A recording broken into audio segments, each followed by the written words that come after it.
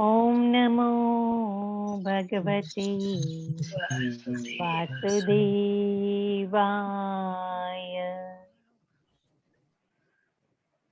ओम नमो भगवते वासुदेवाय।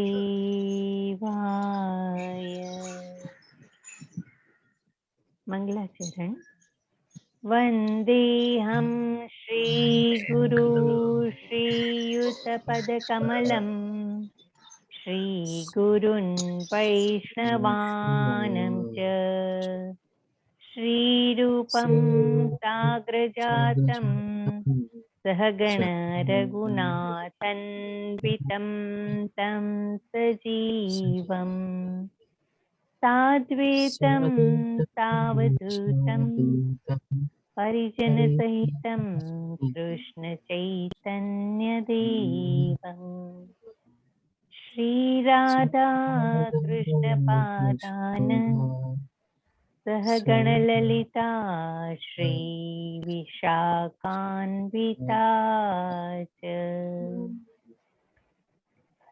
नमो विष्णुपदाय कृष्णपृष्ठाय भूतले श्रीमते भक्तिवेदान्त स्वामिन् इति नामिने। नमस्ते सरस्वती देवी गौरवाणी प्रचारिणी निर्विशेषा शून्यवादी पाश्चात्य देशतारिणी। जय श्री कृष्ण चैतन्य प्रभु नित्यानंद श्री अद्वैत गदाधर श्रीवासादि गौरा भक्तवृंद। हरे कृष्ण हरे कृष्ण कृष्ण कृष्ण हरे हरे हरे राम राम राम हरे हरे। हरे कृष्णा। श्रीला प्रभुपाद की जय। सर्वने जय श्री कृष्ण। हरे कृष्ण माताजी। धन्यवाद माताजी। हरे कृष्ण सर्वेने। हरे कृष्ण।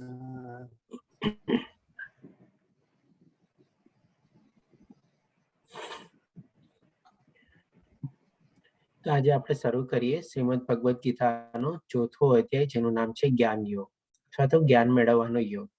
આમાં ભગવાન શ્રી કૃષ્ણ આપણને દિવ્ય જ્ઞાન આપશે, આધ્યાત્મિક જ્ઞાન આપશે અને ભગવાન શ્રી કૃષ્ણ પોતાના બારામાં બી બતાવશે કે પોતે ક્યારે, કેવી રીતે અને શું કામે પ્રગટે છે અથવા તો અવતરિત થાય છે. તો આ રીતે આપણે જ્ઞાન મેળવશું આમાં અધ્યાયમાં. હવે આ અધ્યાય અર્જુનના પ્રશ્ન દ્વારા શરૂ નથી થતો, પરંતુ ભગવાન શ્રી કૃષ્ણ સામેથી કહે છે. તો પૂર્ણ પુરુષોત્તમ પરમેશ્વર ભગવાન શ્રી કૃષ્ણે કહ્યું, મેં આ અવિનાશી યોગના વિજ્ઞાનનો ઉપદેશ સૂર્યદેવ વિવાસોને આપ્યો, વિવાસોને માનવોના પિતા મનુને ઉપદેશ આપ્યો અને મનુએ વળી આ ઉપદેશ ઈક્ષ્વાકુને આપ્યો. આ રીતે ભગવાન શ્રી કૃષ્ણ પહેલા શ્લોકમાં કહે છે. હજી આગળ જણાવે છે બીજા શ્લોકમાં આપણને કે એ રીતે હે અર્જુન, આ પરમ વિજ્ઞાન ગુરુ શિષ્ય પરંપરા દ્વારા પ્રાપ્ત થયું અને રાજર્ષિઓએ એ જ રીતે જાણ્યું. હવે અહીંયા સુધી આપણે સમજીએ. તો આ રીતે ભગવાન શ્રી કૃષ્ણે સૌ પહેલા શ્લોકમાં આપણને કીધું કે સૌ પ્રથમ આ જ્ઞાન એમણે સૂર્ય ભગવાનને વિવાસોને આપ્યું, વિવાસોને મનુને આપ્યું અને મનુએ ઈક્ષ્વાકુને આપ્યું. એટલે કે આખી સિક્વન્સ આપણને સમજાવી અને પછી એ સિક્વન્સે ભગવાન શ્રી કૃષ્ણ કન્ટિન્યુ કરીને કહે છે કે એ જ્ઞાનને પરમ વિજ્ઞાન તરીકે કીધું અને એ પરમ વિજ્ઞાનને જે પ્રમાણે ભગવાન શ્રી કૃષ્ણે સિક્વન્સ સમજાવી એ સિક્વન્સ પ્રમાણે સમજાવીને કીધું કે ગુરુ શિષ્ય પરંપરા દ્વારા પ્રાપ્ત થયું.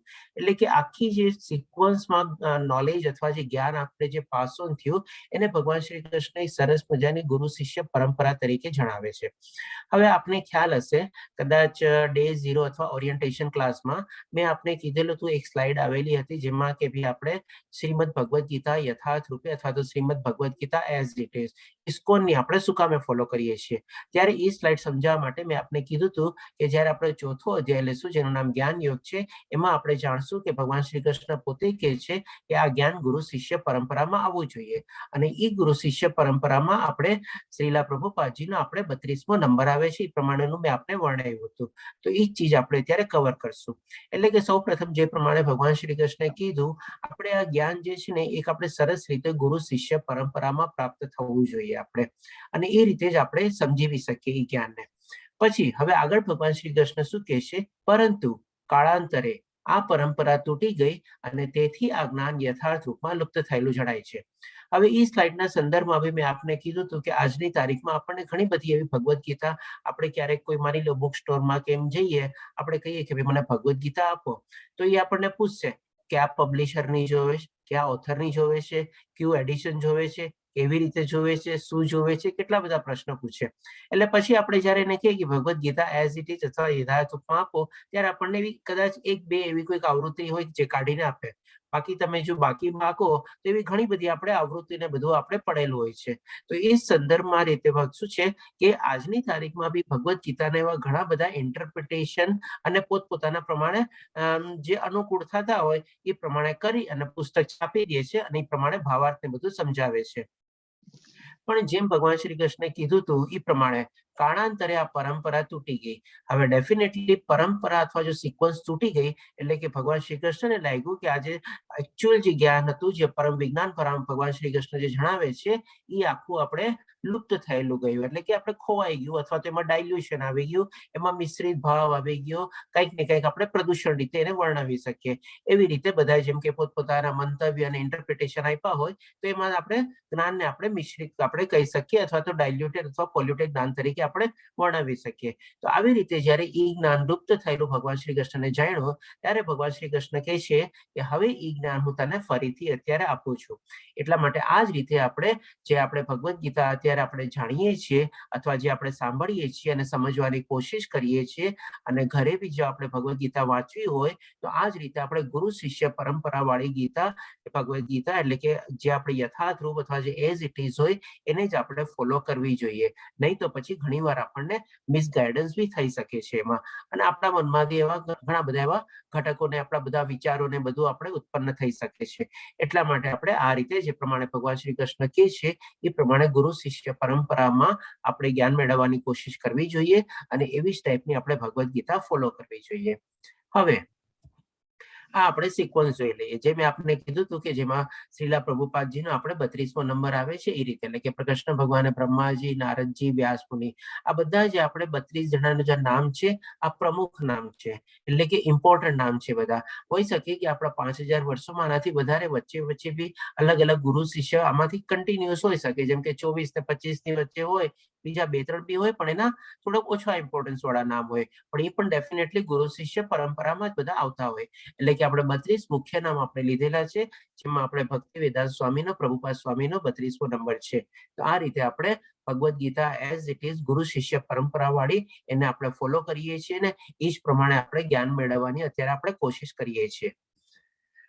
હવે પછી ત્રીજા શ્લોકમાં ભગવાન શ્રી કૃષ્ણ કહે છે તે જ આ પ્રાચીન યોગ પરમેશ્વર સાથેના સંબંધનું વિજ્ઞાન, એટલે પહેલા ભગવાન શ્રી કૃષ્ણે કીધું પરમ વિજ્ઞાન, હવે અહીંયા એ જ વિજ્ઞાનની આપણે ડેફિનેશન તરીકે ભગવાન શ્રી કૃષ્ણ આપણને કહે છે કે પરમ વિજ્ઞાન એટલે કયું વિજ્ઞાન, કયું દિવ્ય જ્ઞાન, કયું એવું આધ્યાત્મ, તો કે એ જ્ઞાનથી આપણને આપણો સંબંધ આપણને જણાય. એટલે કે ભગવાન શ્રી કૃષ્ણ કહે છે પ્રાચીન યોગ, યોગ એટલે કે ભગવાન શ્રી કૃષ્ણ સાથેનો આપણો મિલાપ, પરમેશ્વર સાથેના સંબંધનું વિજ્ઞાન આજે હું કહી રહ્યો છું.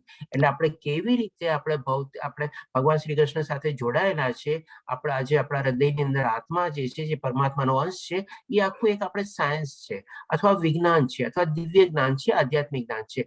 એ આપણો જે સંબંધ કેવી રીતે એમની સાથે જોડાયેલો છે એ ભગવાન શ્રી કૃષ્ણ આપણને આમાં સમજાવશે. કારણ કે શું કામ સમજાવશે એનું બી રીઝન આપે છે, કારણ કે તું મારો ભક્ત તથા મિત્ર છે અને તેથી આ વિજ્ઞાનમાં દિવ્ય રહસ્યને સમજી શકીશ. હવે ડેફિનેટલી ભગવાન શ્રી કૃષ્ણ જે પ્રમાણે કહે છે આખું વિજ્ઞાન એને સાથે સાથે દિવ્ય રહસ્ય તરીકે બી કહે છે, કારણ કે આખા જ્ઞાન જે છે ને ઘણું ગૂઢ જ્ઞાન છે. આપણે જો જાણવું હોય ને તો આખી ભગવદ્ ગીતામાંથી આપણને 2-3 આપણે ગુહ્ય, ગુહ્યતર અથવા ગુહ્યતમ એવી રીતે 3 રીતે આપણે કહી શકીએ. આપણે જેમ કે ગુડ, બેટર, બેસ્ટ એવી રીતે. સૌથી પ્રથમ પહેલું ગુહ્ય જ્ઞાન શું છે કે તો ભાઈ આપણે શરીરની આત્મા છે, આપણને બીજા અધ્યાયમાં સમજાવે છે. પછી આપણે ક્યાંથી આવ્યા છીએ, એ આપણે જન્મસ્થાન, આપણું ઉદ્ગમ સ્થાન શું છે એ ભગવાન શ્રી કૃષ્ણ આપણને સમજાવે છે. એ આપણે ગુહ્યતર જ્ઞાન છે. અને એ આપણે જેનું આપણે ઉદ્ગમ સ્થાન છે એ આપણી સાથે કેવી રીતે રહેલો છે, કેવી રીતે આપણા આત્મામાં એનો વાસ છે, એ આપણે રીતે ગુહ્યતર જ્ઞાનમાં આવે છે. અને જે આપણે ટોપમોસ્ટ જ્ઞાન જે છે તો કે એ જ આપણે સનાતન ધામમાં આપણે પાછું પહોંચવાનું છે. એટલે કે આપણા જે જીવનનું લક્ષ્ય શું છે તો કે ભાઈ ભગવાનના આપણા ભક્તિ કરીને ભગવાનના સનાતન ધામ પામવાનું. એટલે કે આ રીતે આપણે 3 રહસ્ય આપણને સૌથી મોટા સિક્રેટ જ્ઞાન આમાંથી મળે છે, જે આપણને બીજી કોઈ ડિગ્રી વાળા કોઈ ચોપડી કે યુનિવર્સિટી કે કોઈ કોર્સમાં આપણને મળતું નથી. આ રીતે ભગવાન શ્રી કૃષ્ણ આપણને શ્રીમદ ભગવદ્ ગીતામાં જ્ઞાન આપે છે. હવે આ જ્ઞાન મેળવવા માટે કોઈ લાયકાત બી તો જોવે ને. તો અહીંયા ભગવાન શ્રી કૃષ્ણ કહે છે કે કારણ કે તું મારો ભક્ત તથા મિત્ર છે. એટલે કે આપણે પણ સૌ પ્રથમ આપણે ભગવાનના ભક્ત બનવાની કોશિશ કરવાની છે. કારણ કે પહેલા જો ભક્ત બનશું તો જ આપણે મિત્ર બની શકશું. ડાયરેક્ટલી આપણે મિત્ર બી નથી બની શકતા. એક એલિજિબિલિટી હોય ને, જેમ કે ક્લાસ 10 પાસ કર્યું હોય તો ક્લાસ 11માં એડમિશનમાં મળે ને. તો એવી જ રીતે જો આપણે પેલા ભક્તિમાં પરોવાશું અને ભગવાનના ભક્ત બનશું અને આપણી ભક્તિ ભગવાનને સુધી પહોંચશે અને સ્વીકાર્ય થશે, ત્યારે આપણે ભગવાનના મિત્ર બી થઈ શકીએ છીએ. અને જો આવી રીતે થઈ જઈએ તો આપણને પણ આ બધું આપણું જ્ઞાન સમજવામાં આવી જાય. એટલા જ માટે આપણે પહેલા અધ્યાયમાં આપણે જાણ્યું હતું કે આપણે પણ અર્જુનની જેમ ભક્ત બનીને આપણે બનવાની કોશિશ કરવાની છે. અને આ જ્ઞાનને ગ્રહણ કરવાની આપણે કોશિશ કરવાની છે, સમજવાની કોશિશ કરવાની છે અને એ પ્રમાણે આપણે આચરવાનું છે. જો દુર્યોધન આપણે અને ધૃતરાષ્ટ્ર તરીકે સાંભળશું અને સમજશું તો આપણને કોઈ ફળ મળવાનું નથી. આ રીતે ભગવાન શ્રી કૃષ્ણ આપણને બધી એલિજિબિલિટી કન્ડિશન બી સમજાવે છે અને બધા આપણને રહસ્ય બી અહીંયા કહે છે. હવે જે પ્રમાણે આ બધું ભગવાન શ્રી કૃષ્ણ વર્ણવ્યું કે પેલા સૂર્ય ભગવાનને આપ્યું, પછી મનુને આપ્યું, મનુ ઈક્ષ્વાકુને આપ્યું, એટલે કે એ બધું આખું કેટલા વર્ષો પહેલા થઈ ગયું હશે. તો અર્જુનના મનમાં એક ડેફિનેટલી પ્રશ્ન થાય. એટલે કે વિનમ્ર ભાવે એક સરસ મજાનો પ્રશ્ન પૂછે છે ભગવાન શ્રી કૃષ્ણને, પણ કેવી રીતે? તમે તો મારા સમકાલીન છો, તમે મને પોતે જ કહો છો કે તું મારો મિત્ર છે, તો પછી આ જ્ઞાન તમે સૂર્ય ભગવાનને બધાને કેવી રીતે આપ્યું? અને એમણે પછી મનુને ઈક્ષ્વાકુને બધાને આપ્યું, એ તમને કેવી રીતે ખબર પડી? નેચરલી છે, આપણા મનમાં બી આવો પ્રશ્ન ઉભો થઈ શકે કે આવી રીતે કેમ થયું હશે કે મારી સામે અત્યારે ભગવાન શ્રી કૃષ્ણ ઉભા છે, મારી સમ ઉંમરના છે, મારાથી થોડા ઘણા મોટા હશે, હું એમના મિત્ર છું, એ મને મિત્ર તરીકે સ્વીકારે છે, તો પછી આ જ્ઞાન એમણે કેવી રીતે આપ્યું હોય? હવે આમાં પણ શું છે, ક્યારેક આપણે એક એક્ઝામ્પલ લઈએ. જેમ કે માની લો 2 દોસ્તાર મળ્યા હોય, ઘણા વર્ષો પછી મળ્યા હોય, અને પછી એક દોસ્તાર કે મેં આમ કર્યું ને એમ કર્યું ને તેમ કર્યું, ત્યારે ઓલો શું બીજો દોસ્તાર એને શું કે ઠોકમ ઠોક કર મને, હવે સીધો બોલ ને શું છે કેમ છે, આટલા બધા ગપ્પા ને બધું શું કામે મારસ? એવી રીતે હોય કે નહીં? પણ અહીંયા નહીં.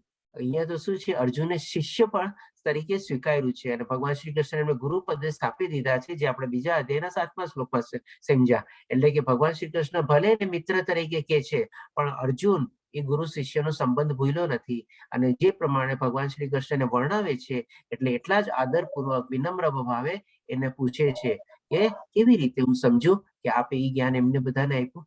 કે અત્યારે ઓલી મિત્રતા તરીકે તો એમ નથી કહેતા કે ભાઈ ગપ્પા નો મારો કે આવી રીતે ન કરો. આ રીતે બી આપણે આપણી આઈડેન્ટિટી કોઈથી ભૂલવી ન જોઈએ.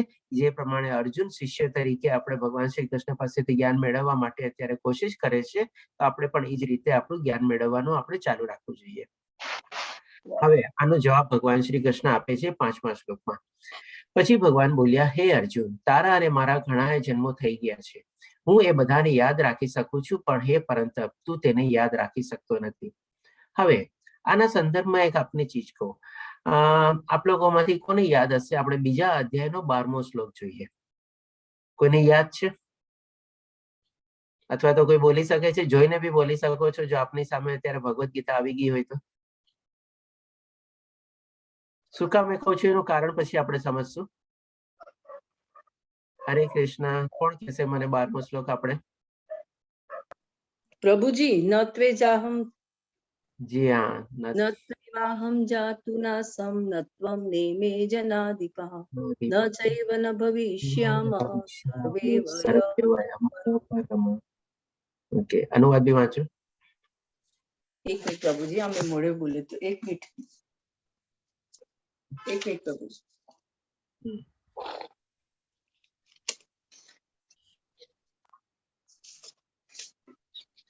એવું ક્યારેય ન હતું કે જ્યારે હું ન રહ્યો હોઉં કે તું ન રહ્યો હોય, અથવા તો આ બધા રાજાઓ ન રહ્યા હોય, અને એવું પણ નથી કે પછી ભવિષ્યમાં આપણે બધા નહીં હોઈએ.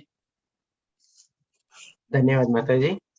તો હવે જુઓ, ઈ શ્લોક ત્યારે આપણે પહેલી વાર લીધો હોય ત્યારે આપણને ઓછું સમજવામાં આવે. હવે આ શ્લોકને એની સાથે આપણે લિંક કરો. ત્યારે ભગવાન શ્રી કૃષ્ણ શું કહે છે અર્જુનને? જ્યારે જ્ઞાન દેવાનું શરૂઆત કરે છે, સૌ પ્રથમ જ કહે છે, સૌથી પહેલા તો કહે છે કે તારે શોક કરવાની જરૂર નથી. અને પછી કહે છે કે ભાઈ એવું નથી કે તારા અને મારા જેવા પહેલા ન થયા હોય, અથવા બધા રાજા બી ન હોય, અને એવું બી નથી કે ભવિષ્યમાં નહીં હશે. ત્યારે આપણને લાગે શું કહે છે ભગવાન શ્રી કૃષ્ણ, કેમ આવી રીતે આમ? હવે આ શ્લોકને જો, અહીંયા ભગવાન શ્રી કૃષ્ણ એકદમ ક્લિયર કે છે કે તારા અને મારા ઘણા જન્મો થઈ ગયા છે, બધાને તું યાદ રાખી શકતો નથી, પણ હે પરંતુ હું તેને યાદ રાખી શકું છું. તો હવે આવી જ રીતે આનો મતલબ એ જ હતો કે આપણે અહીંયા ભગવાન શ્રી કૃષ્ણ હવે પોતાના બારામાં જ્ઞાન દેવાનું શરૂ કરે છે આપણે. અને આખી ભગવદ્ ગીતામાં ભગવાન શ્રી કૃષ્ણ 574 શ્લોક બોલે છે 700 શ્લોકમાંથી. અને એમાં જયારે ભગવાન શ્રી કૃષ્ણ જે પોતાના બારામાં જે જ્ઞાન આપે છે, લગભગ 136 શ્લોક છે આખા અધ્યાયમાં બધામાં. અલગ અલગ ચેપ્ટરમાં અલગ અલગ સંખ્યા પ્રમાણે અલગ અલગ ટોટલ 136 શ્લોક આવે છે. તો હવે જેમ છે ને, આપના માટે એક એક્સરસાઇઝ આપું છું કે આવી રીતે ક્યારે બી હોય ને, આપણે છે ને બધી એક સિક્વન્સ બનાવજો, જેથી કરીને મેં આપને કીધું હતું કે ભગવદ્ ગીતા બી સાથે રાખજો, અને કાગળ અને પેન બી સાથે રાખજો, આપના પ્રશ્નો બી સાથે રાખજો, અને આવી કોઈ ચીજ આપણને ઓછી સમજાય કે ન સમજાય તો એ પણ આપણે સાઈડમાં થોડીક લખીને રાખજો. પછી જયારે ઘણી આપણે ટોટલ અધ્યાય કવર કરશું ત્યારે આવા બધા શ્લોકની તમે છે ને એવી રીતે લિંક બનાવજો. તમને છે ને એટલી સરસ મજાની આખી સાંકળ બની જશે કે બધા કન્ફ્યુઝન, ડાઉટ ને બધી દ્વિધા છે ને આપણા મનમાંથી દૂર થઈ જશે. તો આટલા માટે આપણે આ જો એક એક્સરસાઇઝ કરશો તો આપણને ઓર મજા આવશે. આ શું છે કે આપણા માટે એક્સરસાઇઝ બી થઈ જશે, અને સાથે આપણે સમજ શક્તિ બી છે ને સરસ મજાની કેળવાશે આપણે. તો આ રીતે આપણે લિંક કરીને આપણે જો કરશું તો બહુ ફાયદો થશે આપણને. તો અહીંયા ભગવાન શ્રી કૃષ્ણ એને કહે છે કે ભાઈ તારા અને મારા ઘણા જન્મ થઈ ગયા છે, જે બધાને તું યાદ રાખી શકતો નથી, પરંતુ હું તેને યાદ રાખું છું. એટલે કે અહીંયાથી શું થાય છે? સિદ્ધ કે ભગવાન શ્રી કૃષ્ણ ત્રિકાળ જ્ઞાની છે, અને એટલા જ માટે એ કહે છે કે મેં આ જ્ઞાન પહેલા સૂર્ય ભગવાનને આપ્યું, પછી મનુને આપ્યું, મનુને ઈશ્વરને આપ્યું. એવી રીતે સમજાવે છે. હવે પછી જોઈએ ભગવાન શ્રી કૃષ્ણ આપણને શું સમજાવે છે આગળ. હવે આપણે જયારે પહેલો અધ્યાય લીધો ત્યારે આપણે જાણ્યું હતું કે આપણે ભગવદ્ ગીતામાંથી કેટલા ટોપિક અથવા કેટલા વિષયની જાણકારી મળશે. કોણ મને કહેશે? સૌથી પહેલા તો ખાલી સંખ્યા કયો કે કેટલા વિષય આપણે જાણશું ભગવદ્ ગીતામાંથી. હરે કૃષ્ણ. ચેટ બોક્સમાં બી ટાઈપ કરી શકો છો, અનમ્યુટ કરીને બી બોલી શકો છો. આપણને કેટલા વિષયનું જ્ઞાન મળશે ભગવદ્ ગીતામાંથી? ભગવાન, જીવ, પ્રકૃતિ, કર્મ, કાળ. 5 અરે વાહ, ખૂબ સરસ. કોણ બોલ્યું? ચિન્મય માતાજી બોલ્યા. હરે કૃષ્ણ. હરે કૃષ્ણ માતાજી. ધન્યવાદ માતાજી, ખૂબ સરસ. ઓકે, તો આ રીતે આપણે 5 ચીજ જાણશું કે ભગવાન માટે જાણશું, પ્રકૃતિ માટે જાણશું, આત્મા વિશે જાણશું, કાળ અને આપણે કર્મ વિશે જાણશું. આપણે ગઈકાલના અધ્યાયમાં કર્મયોગ માટે થોડું જાણ્યા, અને આવતા અધ્યાયમાં કાલે પણ આપણે કર્મયોગ માટે ઓર સરસ રીતે જાણશું. હવે આ અધ્યાયમાં ભગવાન શ્રી આપણને સંક્ષિપ્તમાં કાળનું જ્ઞાન આપે છે, એટલે કે સમયનું જ્ઞાન આપે છે. જે ભગવાન શ્રી કૃષ્ણ કીધું ને કે સૂર્ય ભગવાનને આપ્યું, પછી મનુને ઈશ્વરને. તો આપણે થોડું શોર્ટમાં સમજી લઈએ. આ બહુ મોટી ડિટેલ આખી ટાઈમલાઈન છે આપણે, અને આટલું કેલ્ક્યુલેશન આપણે કેલ્ક્યુલેટરમાં બી કદાચ ન આવે આપણે. તેમ છતાં બી આપણે થોડું ઘણું સમજી લઈએ. અને મેં પણ આના ઉપર થોડું ડિટેલ સ્ટડી કરી નથી. કદાચ જે પ્રમાણે લાંબુ કેલ્ક્યુલેશન છે, કદાચ એટલી સેકન્ડ બી આપણે જીવવાના નથી. સૌથી પહેલા આપણે કલયુગથી શરૂઆત કરીએ તો કલયુગ કે છે કે 4,32,000 વર્ષનો છે. હવે આનાથી ડબલ આપણે દ્વાપર યુગ, એટલે કે 8,64,000 વર્ષનું દ્વાપર યુગ છે. પછી આપણે કળિયુગને 3 ગણો એટલે કે 12,96,000 વર્ષ, એટલે કે ત્રેતાયુગ થયો. અને કલયુગને પાછા 4 ગણો એટલે કે લગભગ 17,28,000 વર્ષ આપણે સતયુગ થયા. એટલે કે આપણે 4 યુગ થઈ ગયા. હવે આવા 4 યુગને મળીને એક દિવ્ય યુગ કહેવાય. એટલે કે ટોટલ કેટલા થયા? તો કે લગભગ 4.32 મિલિયન યર્સ થયા, કારણ કે આ 1 ને 2 3 ને 3 6 ને 4 10 એટલે કે 4,32,000 પાછળ એક મીંડું લગાડો એટલે લગભગ 43,20,000 વર્ષો એટલે કે એક દિવ્ય યુગ થયો આપણે. હવે એક દિવ્ય યુગ એટલે કે આપણે મન્વંતર, આપણે 14 મનુ હોય છે એમાં એક મન્વંતરનો આપણે અત્યારે જેમ કે 7મા મન્વંતરમાં જીવીએ છીએ આપણે. હવે એ એક મન્વંતરમાં આપણે 71 આવા દિવ્ય યુગો એટલે કે 43,20,000 વર્ષોને જો આપણે 71 ગુણીએ તો એક મનુનું જીવન થયું આપણે. હવે એક મનુનું જીવન એટલે કે ઈ શું છે, કલ્પ તરીકે એટલે કે ભગવાન બ્રહ્માજીનો આપણે એક દિવસને કલ્પ તરીકે કહેવાય છે. હવે એક આખો દિવસમાં સવાર કાળ હોય અથવા એટલે કે જ્યારે અજવાળું હોય અને સંધ્યાકાળ બી હોય, તો એવી જ રીતે આપણે સવારનો કાળ જે છે આવા મન્વંતર એટલે કે 14 મન એટલે કે લગભગ 306.72 મિલિયન યર્સને આપણે 14 ગુણીએ એટલે કે બ્રહ્માજીનો દિવસનો ભાગ થયો જ્યારે અજવાળું હોય ત્યારે, એટલી જ આપણે સંધ્યા બી હોય. એટલે કે આ રીતે આપણે 14 મન્વંતર અને 15 સંધ્યાને જે આપણે જો કમ્બાઈન કરીએ એટલે કે આ 306.72 ને આપણે 29 ગુણીએ એટલે કે 71 દિવ્ય યુગને આપણે 29 ગુણીએ ત્યારે બ્રહ્માજીનો એક દિવસ આપણે આવે એટલે કે કમ્પ્લીટ બ્રહ્માજીના એ પ્રમાણે આખો દિવસ કમ્પ્લીટ થયો, જે આપણા પ્રમાણે 24 કલાકનો છે. હવે એ કેટલો છે એ પણ આપણે જોશું. આ રીતે બ્રહ્માજીનો એક દિવસ થયો. હવે એને આપણે 360 ગુણીએ આપણે 360 એટલા માટે કારણ કે આપણે ચંદ્રનું કેલેન્ડર આપણે ફોલો કરીએ છીએ. આપણે જે સૂર્ય વાળું જે 365 દિવસનું છે કેલેન્ડર એમાં ફોલો નથી થતું વૈદિક સાયન્સમાં, એટલા માટે આપણે એને 360 ગુણીએ છીએ. આપણે 360 ગુણીએ એટલે આખા બ્રહ્માજીનું આપણે આયુષ્ય આવ્યું એટલે કે આપણે હવે પછી આને 100 એટલે કે બ્રહ્માજીનો આપણે 1 વર્ષ થયું આપણે. હવે એવા બ્રહ્માજીનું 100 વર્ષનું આયુષ્ય છે એટલે એને પાછા 100 ગુણીએ તો લગભગ આપણે 311.04 ટ્રિલિયન યર્સ બ્રહ્માજીનું આયુષ્ય આવ્યું. ત્યાર પછી બ્રહ્માજીનો બી આપણે વિનાશ થશે ને પછી પાછું આપણે ફરીથી પુનઃસર્જન ને બધું થશે. તો આ રીતે આપણે સમયનું આપણે જ્ઞાન છે.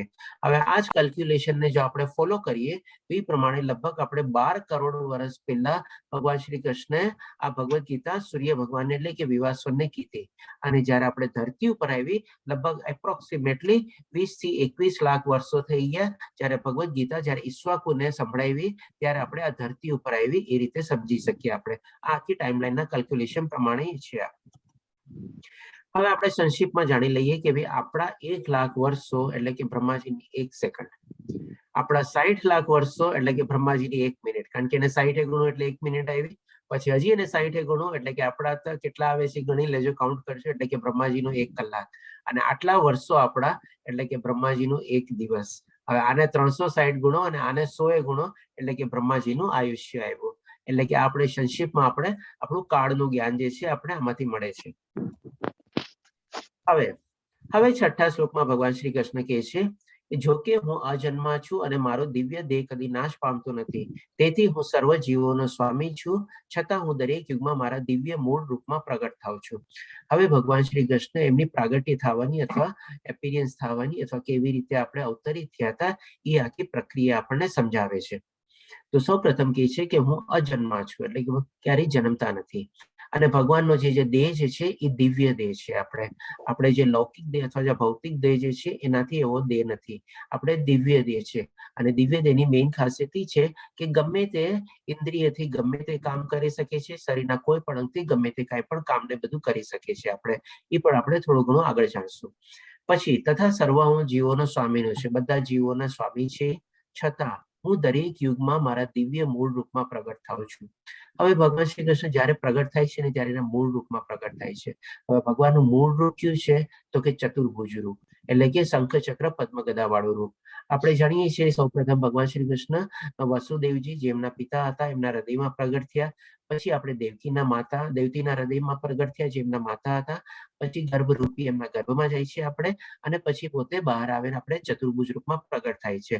અને પછી જયારે દેવકી માતા અને વસુદેવજી એમને વિનંતી કરે છે કે આપનો આ રૂપ જોઈને મને બહુ ચિંતા થાય છે, આપ મને પ્લીઝ બાળ રૂપમાં દેખાડો, એટલે ભગવાન શ્રી કૃષ્ણ પોતાને બાળ રૂપમાં પ્રગટ કરે છે. એ રીતે આ રીતે આખું ભગવાન શ્રી કૃષ્ણની પ્રગટ થવાની દિવ્ય પ્રક્રિયા છે. આપણે હવે આવી જ રીતે બી આપણે આમાં શું છે થોડું ઘણું સમજવું જોઈએ કે આ રીતે જો આપણે પણ છે ને ભગવાનને આપણા હૃદયમાં પ્રગટાવી શકીએ, જો એવી આપણી ભગવાન પ્રત્યે ભક્તિની બધું હોય તો આ રીતે ભગવાન બી જેમ વસુદેવજીના બધાના હૃદયમાં પ્રગટ થયા ડેફિનેટલી આપણા હૃદયમાં બી પ્રગટ થઈ શકીએ, પણ એટલા માટે એવી ભક્તિમાં તલ્લીન થવું પડે, આપણે એકરૂપ થવું પડે. આપણે હવે આપણે સંક્ષિપ્તમાં અહીંયા જોઈ લઈએ કે ભગવાનના અલગ અલગ બધા રૂપો ક્યાં છે.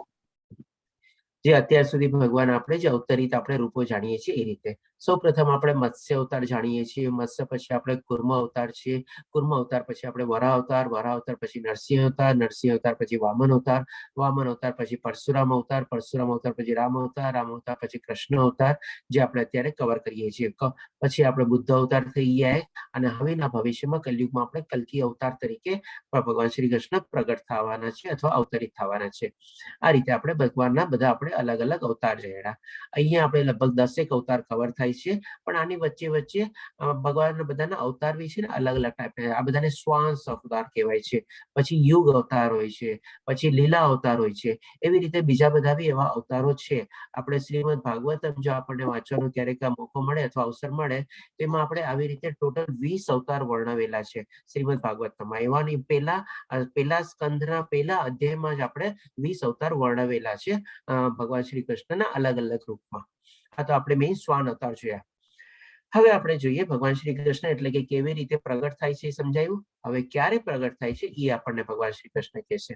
એ ભરતવંશી, જ્યાં અને જ્યારે ધર્મનું પતન થાય છે અને અધર્મનું ભારે વર્ચસ્વ જામે છે, તે વખતે હું સ્વયં અવતરું છું. એટલે કે ભગવાન શ્રી કૃષ્ણ પણ પોતે જો વર્ડ આપણે અવતરું છું તો પ્રગટ થાવ છું એવી રીતે છે. ક્યાંય જન્મ વર્ડ પછી વાપરાતો નથી.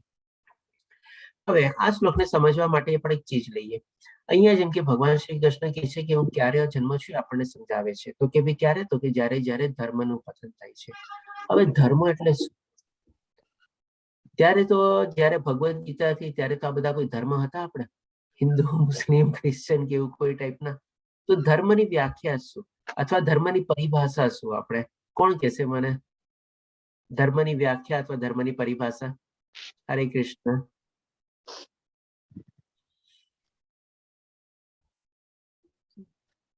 ચેટ બોક્સમાં ટાઈપ કરી શકો છો અથવા અનમ્યુટ થઈને બોલી શકો છો. ધર્મ એટલે શું? બીજાને દુઃખ આપવો એ અધર્મ. બીજાને દુઃખ આપવું એ અધર્મ. બરોબર છે. તો ધર્મ એટલે શું? દયા, કરુણા અને પ્રેમ એ સાચો ધર્મ. દયા, કરુણા અને પ્રેમ એ સાચો ધર્મ. ઓકે, બરોબર. તો ખોટો ધર્મ બી હશે કોઈ?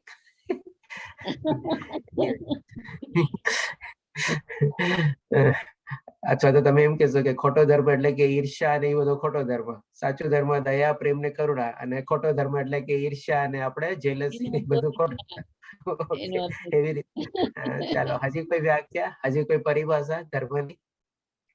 પ્રયત્ન કરો, ગમશે, આમ ચર્ચા થશે આપણે. પ્રભુજી ભક્તિ, ભગવત ભક્તિ. ભગવત ભક્તિ. ચાલો, થોડા ઘણા પાસે આવ્યા આપણે જવાબના. એ તો આપણે શું કરવાનું છે એકચ્યુઅલી એ થયું, એપ થઈ, જેમ આજકાલના જમાનામાં કહી શકીએ એ પ્રમાણે. પણ ધર્મની પરિભાષા શું? ધારયતિ ઇતિ ધર્મ. જે સૃષ્ટિ આપણને જે ધારણ કરી રાખે છે, આપણને પડવા નથી દેતો, એ ધર્મ છે. ક્યાં પડવા નથી દેતો? એટલે મીન્સ કે આપણને આપણા જે નિયમો જે છે સૃષ્ટિના, એમાં આપણને પકડી રાખે છે. આપણે જેમ માનીએ કે આ ધર્મ છે કે જેનાથી અમારું પતન નથી થવા દેતો આપણને, અને ધારણ કરી રાખે છે સૃષ્ટિના નિયમો પ્રમાણે. ઓકે, ચાલો, નવી ચીજ સાંભળી. હજી કોઈ કે ધર્મની પરિભાષા અથવા ડેફિનેશન, વ્યાખ્યા?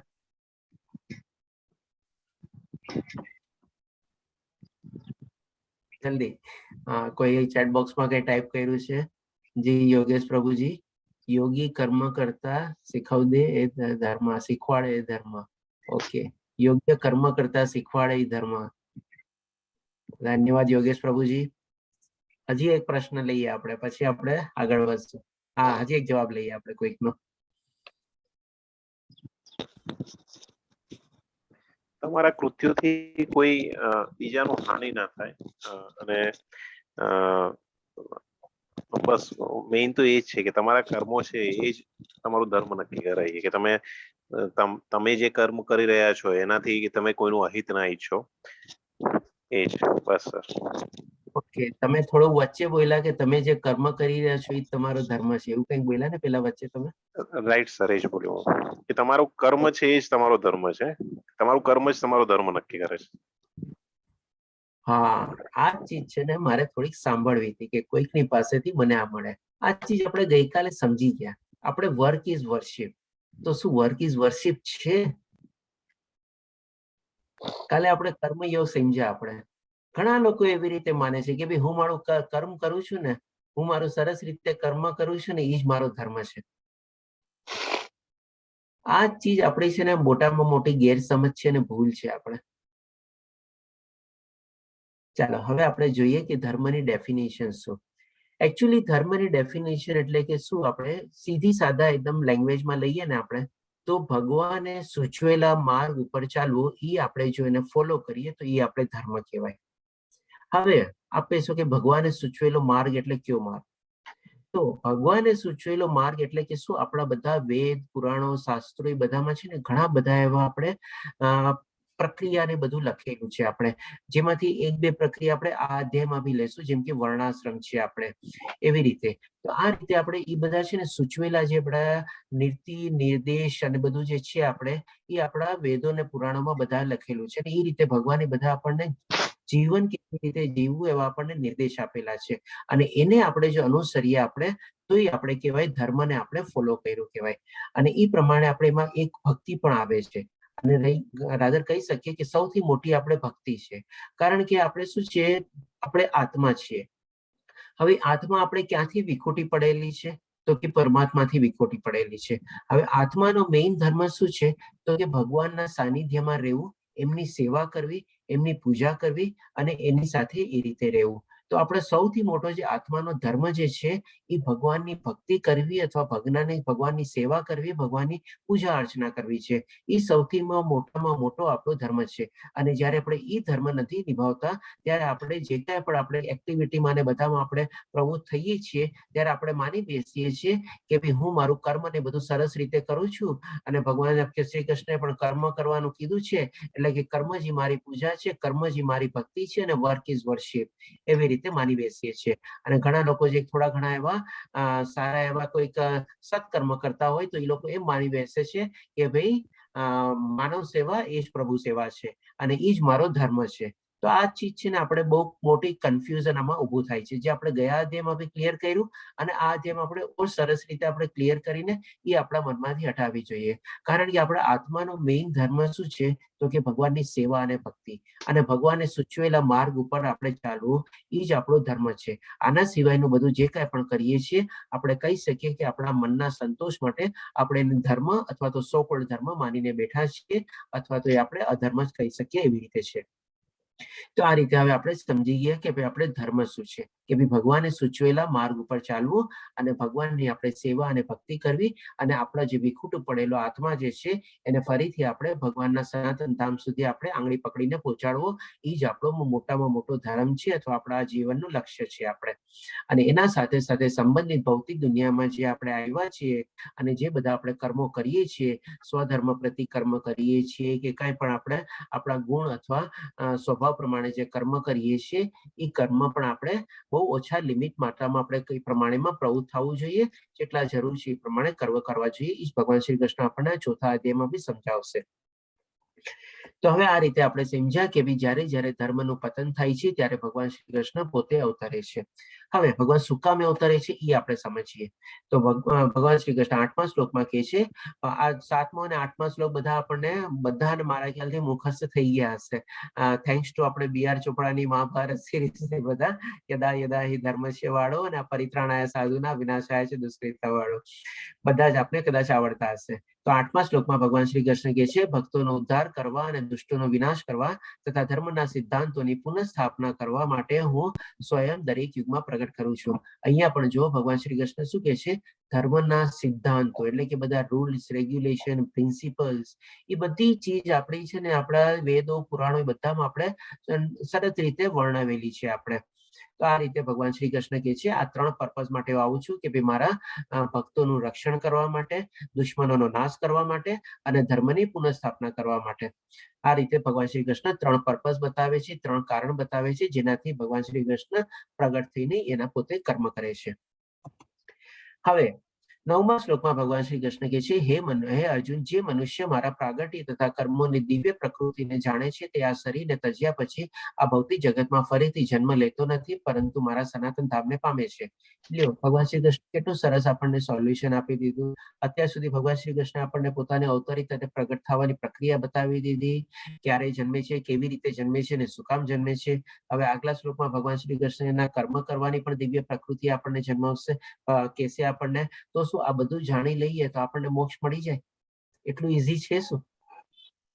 તો હવે જોઈએ ભગવાન શ્રી કૃષ્ણ જેમ અહીંયા 9મા શ્લોકમાં કહે છે, આ બધું જે જાણી લે છે મારા સનાતન ધામને પામે છે, તો એના માટે બી કોઈ એલિજિબિલિટી કન્ડિશન કે કંઈક હશે ને? આ બધું જાણવું કેવી રીતે, સમજવું કેવી રીતે? તો હવે ભગવાન શ્રી કૃષ્ણ કહે છે 10મા શ્લોકમાં, રાગ, ભય અને ક્રોધ થી મુક્ત થયેલા. એટલે કે આ બધી છે ને આપણી એલિજિબિલિટી કન્ડિશન છે. આપણે પોતે જોવાનું છે કે આ બધું ચીજ આપણામાંથી નીકળેલું છે શું આપણે, ત્યારે જઈને આપણે ભગવાનને ભક્તિ માટે તો નહીં પણ ભગવાનના માટે જ્ઞાન મેળવવા માટે, ભગવાનના દિવ્ય કર્મો જાણવા માટે આપણે લાયક બનશું. અને લાયક બન્યા પછી આપણે શરણાગતિ લેશું. શરણાગતિ પછી આપણે સ્વીકારે થશે. જેમ આપણે સ્કૂલ કોલેજમાં એડમિશન ફોર્મ તો ભરીએ છીએ, એપ્લિકેશન નાખીએ છીએ, પણ એપ્લિકેશન પૂરેપૂરી બધાની સ્વીકાર્ય થાય છે. તો જ્યારે એ પ્રમાણે શરણાગતિ સ્વીકાર્ય થશે પછી આપણે ભક્તિમાં પરોવાશું, અને પછી એટલી તલ્લીન થશું ત્યારે જઈને આપણને કદાચ મોક્ષને માટે આપણે પ્રાપ્ત અથવા તો એલિજિબલ આપણે થઈ શકશું. તો આ રીતે અહીંયા બધું આપણે જોવાનું છે. સૌથી પ્રથમ તો રાગ, ભય અને ક્રોધથી આપણે મુક્ત થવાનું છે. નિરંતર મારામાં જ પરોવાયેલા અને મારું શરણ લીધેલા ઘણા મનુષ્ય ભૂતકાળમાં મારા જ્ઞાન રૂપી તપથી પવિત્ર થયા છે અને મારા માટેનો દિવ્ય પ્રેમ પામ્યા છે. એટલે કે ભગવાન શ્રી કૃષ્ણ આપણને બીજાનો દાખલો આપીને સમજાવે છે અહીંયા કે આવી રીતે પુરાતન કાળમાં ઘણા લોકો, મોટા મહાપુરુષો અને જે દિવ્ય ઋષિ મુનિઓને બધા જે થઈ ગયા, એ આવા જ્ઞાનથી લોકોએ મારી શરણાગતિ લીધેલી છે, મારી ભક્તિમાં પરોવાયેલા છે, અને એની પહેલા એ લોકો સંપૂર્ણ રીતે રાગ, ભય અને ક્રોધથી મુક્ત થયેલા છે. તો આ રીતે પણ જો આપણે આ રીતે થઈએ તો આપણને પણ ભગવાન શ્રી કૃષ્ણની આપણને જાણકારી બી મળી શકે અને આપણે એના સનાતન ધામમાં બી પહોંચી શકીએ. એ પ્રમાણે હવે પછી ભગવાન શ્રી કૃષ્ણ કહે છે કે ભાઈ જે લોકો જેવી રીતે મારો આશરો લે છે તે રીતે જ ફળ પામે છે. હું એ પાર્થ બધા જ મનુષ્યો સર્વ પ્રકારે મારા માર્ગને અનુસરે છે. તો આ રીતે ભગવાન શ્રી કૃષ્ણ જે 11મા શ્લોકમાં સમજાવે છે, આમાં આપણને શું છે કે ભાઈ જે ભાવથી આપણે ભગવાનની ભક્તિ કરીએ ને, એવા ભાવથી છે ને ભગવાન આપણી સાથે રેસિપ્રોકેટ કરે છે. હવે એક આપણે દાખલો આપું, માની લો આપણે ફ્લાઇટમાં આપણે મુસાફરી કરીએ, તેમાં કેટલા બધા અલગ અલગ ક્લાસની ટિકિટ હોય છે. ઇકોનોમી ક્લાસ થી લઈને આપણે business class, executive class, VIP class, કે એમાં અલગ અલગ ક્લાસ હોય.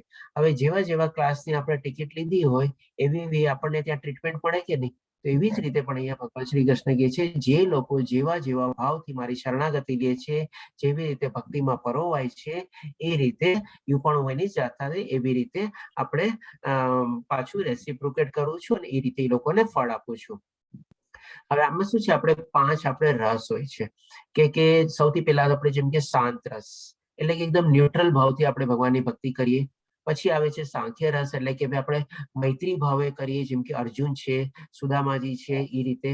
પછી એક આપણે આવે છે કે ભાઈ વાત્સલ્ય રસ, જે પ્રમાણે યશોદા માતાજીએ કૃષ્ણ ભગવાનની સેવા કરી. પછી એક આવે છે આપણે માધુર્ય રસ, જે પ્રમાણે આપણે રાધાજી અને ભગવાન શ્રી કૃષ્ણને આપણે માધુર્ય રસથી આપણે ભક્તિ કરી. આ રીતે આપણે અલગ અલગ એ પ્રમાણે રસ છે.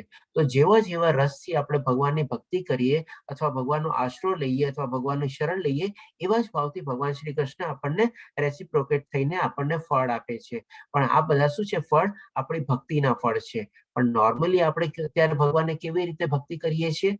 તો એ ભગવાન આપણને સમજાવે છે આ આગલા શ્લોકમાં કે ભાઈ આ લોકમાં બધા મનુષ્ય તો આવી રીતે ભક્તિ કરતા નથી, આવો ભાવ અને આવી શરણાગતિ તો હોતી નથી.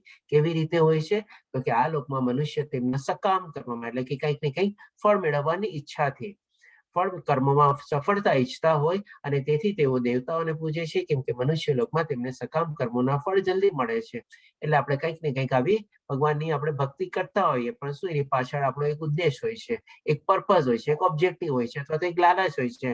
ભગવાનની ભક્તિ કરું ત્યારે ભગવાનને આટલા નાળિયેર ધરાવીશ, આટલી પૂજા કરીશ, આટલા તીર્થમે જઈશ અને મારી આમાં પૂરા પૂજી કરી દે, મને આ જોબ મળી જાય, મને આટલા રૂપિયાની પ્રોફિટ થઈ જાય, આટલું મારું સેલ થઈ જાય, આટલું મારું ટાર્ગેટ થઈ જાય, આવી રીતે મને આ માણસની પ્રાપ્તિ થઈ જાય, આટલી રીતે પુત્ર પ્રાપ્તિ થઈ જાય કે પુત્રી પ્રાપ્તિ થઈ જાય. કાંઈક ને કાંઈક વિવિધ પ્રકારની, અનેક પ્રકારની એવી ઈચ્છાઓ હોય અને એ લઈને આપણે ભગવાનની આપણે શરણાગતિ લઈએ છીએ અથવા ભગવાનને પૂજીએ છીએ તો ભગવાન કહે છે તથાસ્તુ આલે લઈ લે, એટલે કે ત્યાં બધું આપણે બેક ટુ ઝીરો આવી ગયું. એ બધી ભક્તિ આપણી ઉપરનો કોઈ છે, આપણે ઉચ્ચતર લોકમાં ન લઈ જાય. આપણે અહીંયા ને અહીંયા કર્યું, ભગવાન પાસે માંગ્યું અને ભગવાને આપણને આપી દીધું, એટલે કે એ પ્રમાણે આપણને ફળ મળી જાય છે. હવે પછી ભગવાન શ્રી કૃષ્ણ કહે છે, આ એક ટોપિક ત્યાં પૂર્ણ વિરામ મૂકે છે. હવે ભગવાન શ્રી કૃષ્ણ એટલે કે પોતાને તે પ્રગટવાની પ્રકૃતિ આપણને સમજાવી દીધી, કેવી રીતે મારી ભક્તિ શરણાગતિ લેવાનું છે એ બધું સમજાવી દીધું, અને પણ નથી લેતા એ પણ સમજાવ્યું કે લોકો કેવી રીતે લે છે એ સમજાવ્યા પછી હવે ભગવાન શ્રી કૃષ્ણના દિવ્ય કર્મ ઉપર આવે છે. એમાંનો એક ટોપિક આપણે આમાં લેશું આજે, કે પ્રકૃતિના 3 ગુણો, એટલે કે આજે ભૌતિક પ્રકૃતિમાં 3 ગુણો છે, સતોગુણ, રજોગુણ અને તમોગુણ, જે આપણે 14મા અધ્યાયમાં સરસ રીતે કવર કરશું. અને એટલે બીજી છે પોતાની પ્રક્રિયા સમજાવે છે. 3 ગુણો પણ ભગવાન શ્રી કૃષ્ણના હેઠળ નીચે જ છે. ભગવાન શ્રી કૃષ્ણ જેમના સ્વામી છે, એમણે જ આખી ત્રિગુણી માયા રચેલી છે. એ એક એનું પેલું કર્મ થયું. બીજું કર્મ જણાવે છે આપણને, અને કર્મ પ્રમાણે માનવ સમાજના 4 વર્ણોની વ્યવસ્થા મેં ઉત્પન્ન કરી છે. એટલે કે આપણે અહીંયા આપણે વર્ણ વ્યવસ્થા આવે છે, જેમાં આપણે જાણ્યું ને કે ધર્મની ડેફિનેશનના રૂપમાં ઘણી બધી ચીજો આપણા શાસ્ત્રમાં બધામાં લખેલી છે. એમાં એક આપણે આ વર્ણ વ્યવસ્થા છે, બીજી એક આશ્રમ વ્યવસ્થા બી છે આપણે. તો વર્ણ વ્યવસ્થા અહીંયા ભગવાન શ્રી કૃષ્ણ કહે છે કે મેં માનવ સમાજની કર્મ પ્રમાણે અલગ અલગ રીતે કરેલી છે. હવે બ્રાહ્મણ, ક્ષત્રિય, વૈશ્ય, શુદ્ર 4 પ્રમાણે વર્ણ વ્યવસ્થા છે. હવે આ વર્ણ વ્યવસ્થા જે છે બાય બર્થ નથી આપણે, પણ જેમ ભગવાન શ્રી કૃષ્ણ કહે છે કર્મ પ્રમાણે અલગ અલગ ડિવિઝન કરેલા છે. અને પછી કહે છે, અને જો કે આ વ્યવસ્થાનો કરતા હું છું, છતાં અવિકારી હોવાથી હું અકર્તા છું એમ તું જાણ. એટલે કે ભગવાન શ્રી કૃષ્ણ આપણને ડિવિઝન ઓફ સોસાયટી કરેલી છે. એટલે કે શું છે, આપણે ડિવિઝન ઓફ સોસાયટી કહી શકીએ કે ભાઈ અલગ અલગ ભાગમાં વેચાયેલી છે, પણ આ અલગ અલગ ભાગને વેચવામાં પાછળનો હેતુ શું છે, તો કે ભાઈ સહકાર છે અને એકબીજાનો સાથ છે. એટલા માટે આ રીતે અલગ અલગ રીતે ડિવાઈડ થયેલી છે. જેમ કે આપણે પહેલાનો એક્ઝામ્પલ જ લઈ લઈએ, બ્રાહ્મણ, ક્ષત્રિય, વૈશ્ય, શુદ્ર એ રીતે લઈએ. એક બ્રાહ્મણનું ત્યારના પ્રમાણ કામ શું હતું, તો કે ભાઈ બધાને જ્ઞાન આપવું. આપણે દ્રોણાચાર્યનો દાખલો લઈએ, બધાને આના કૌરવ, પાંડવો બધાને આપણે જ્ઞાન ને બધું આપે છે. એ રીતે ક્ષત્રિયનો ધર્મ શું હતો, એઝ અ રાજા તરીકે કે ભાઈ પોતાની પ્રજાને બધાને સુખ, શાંતિ, સગવડ ને બધું આપવું અને સરસ મજાનું આયોજન ને બધું એ રીતે રાખવું. અને એવી જ રીતે આપણે વૈશ્ય એટલે કે એ ટાઈમમાં લોકો બધા અલગ અલગ ખેતી ને આ ને તે ને બધું કરતા, કે જેથી કરીને અનાજ ઉપજે અને પછી પ્રમાણે ચેતન પ્રભુજીનો કોઈનો હેન્ડ રેઝ છે. પ્રભુજી કોઈ પ્રશ્ન છે, માતાજી કોઈ પ્રશ્ન છે તો આપણે પછી લેશું. હરે કૃષ્ણ માતાજી.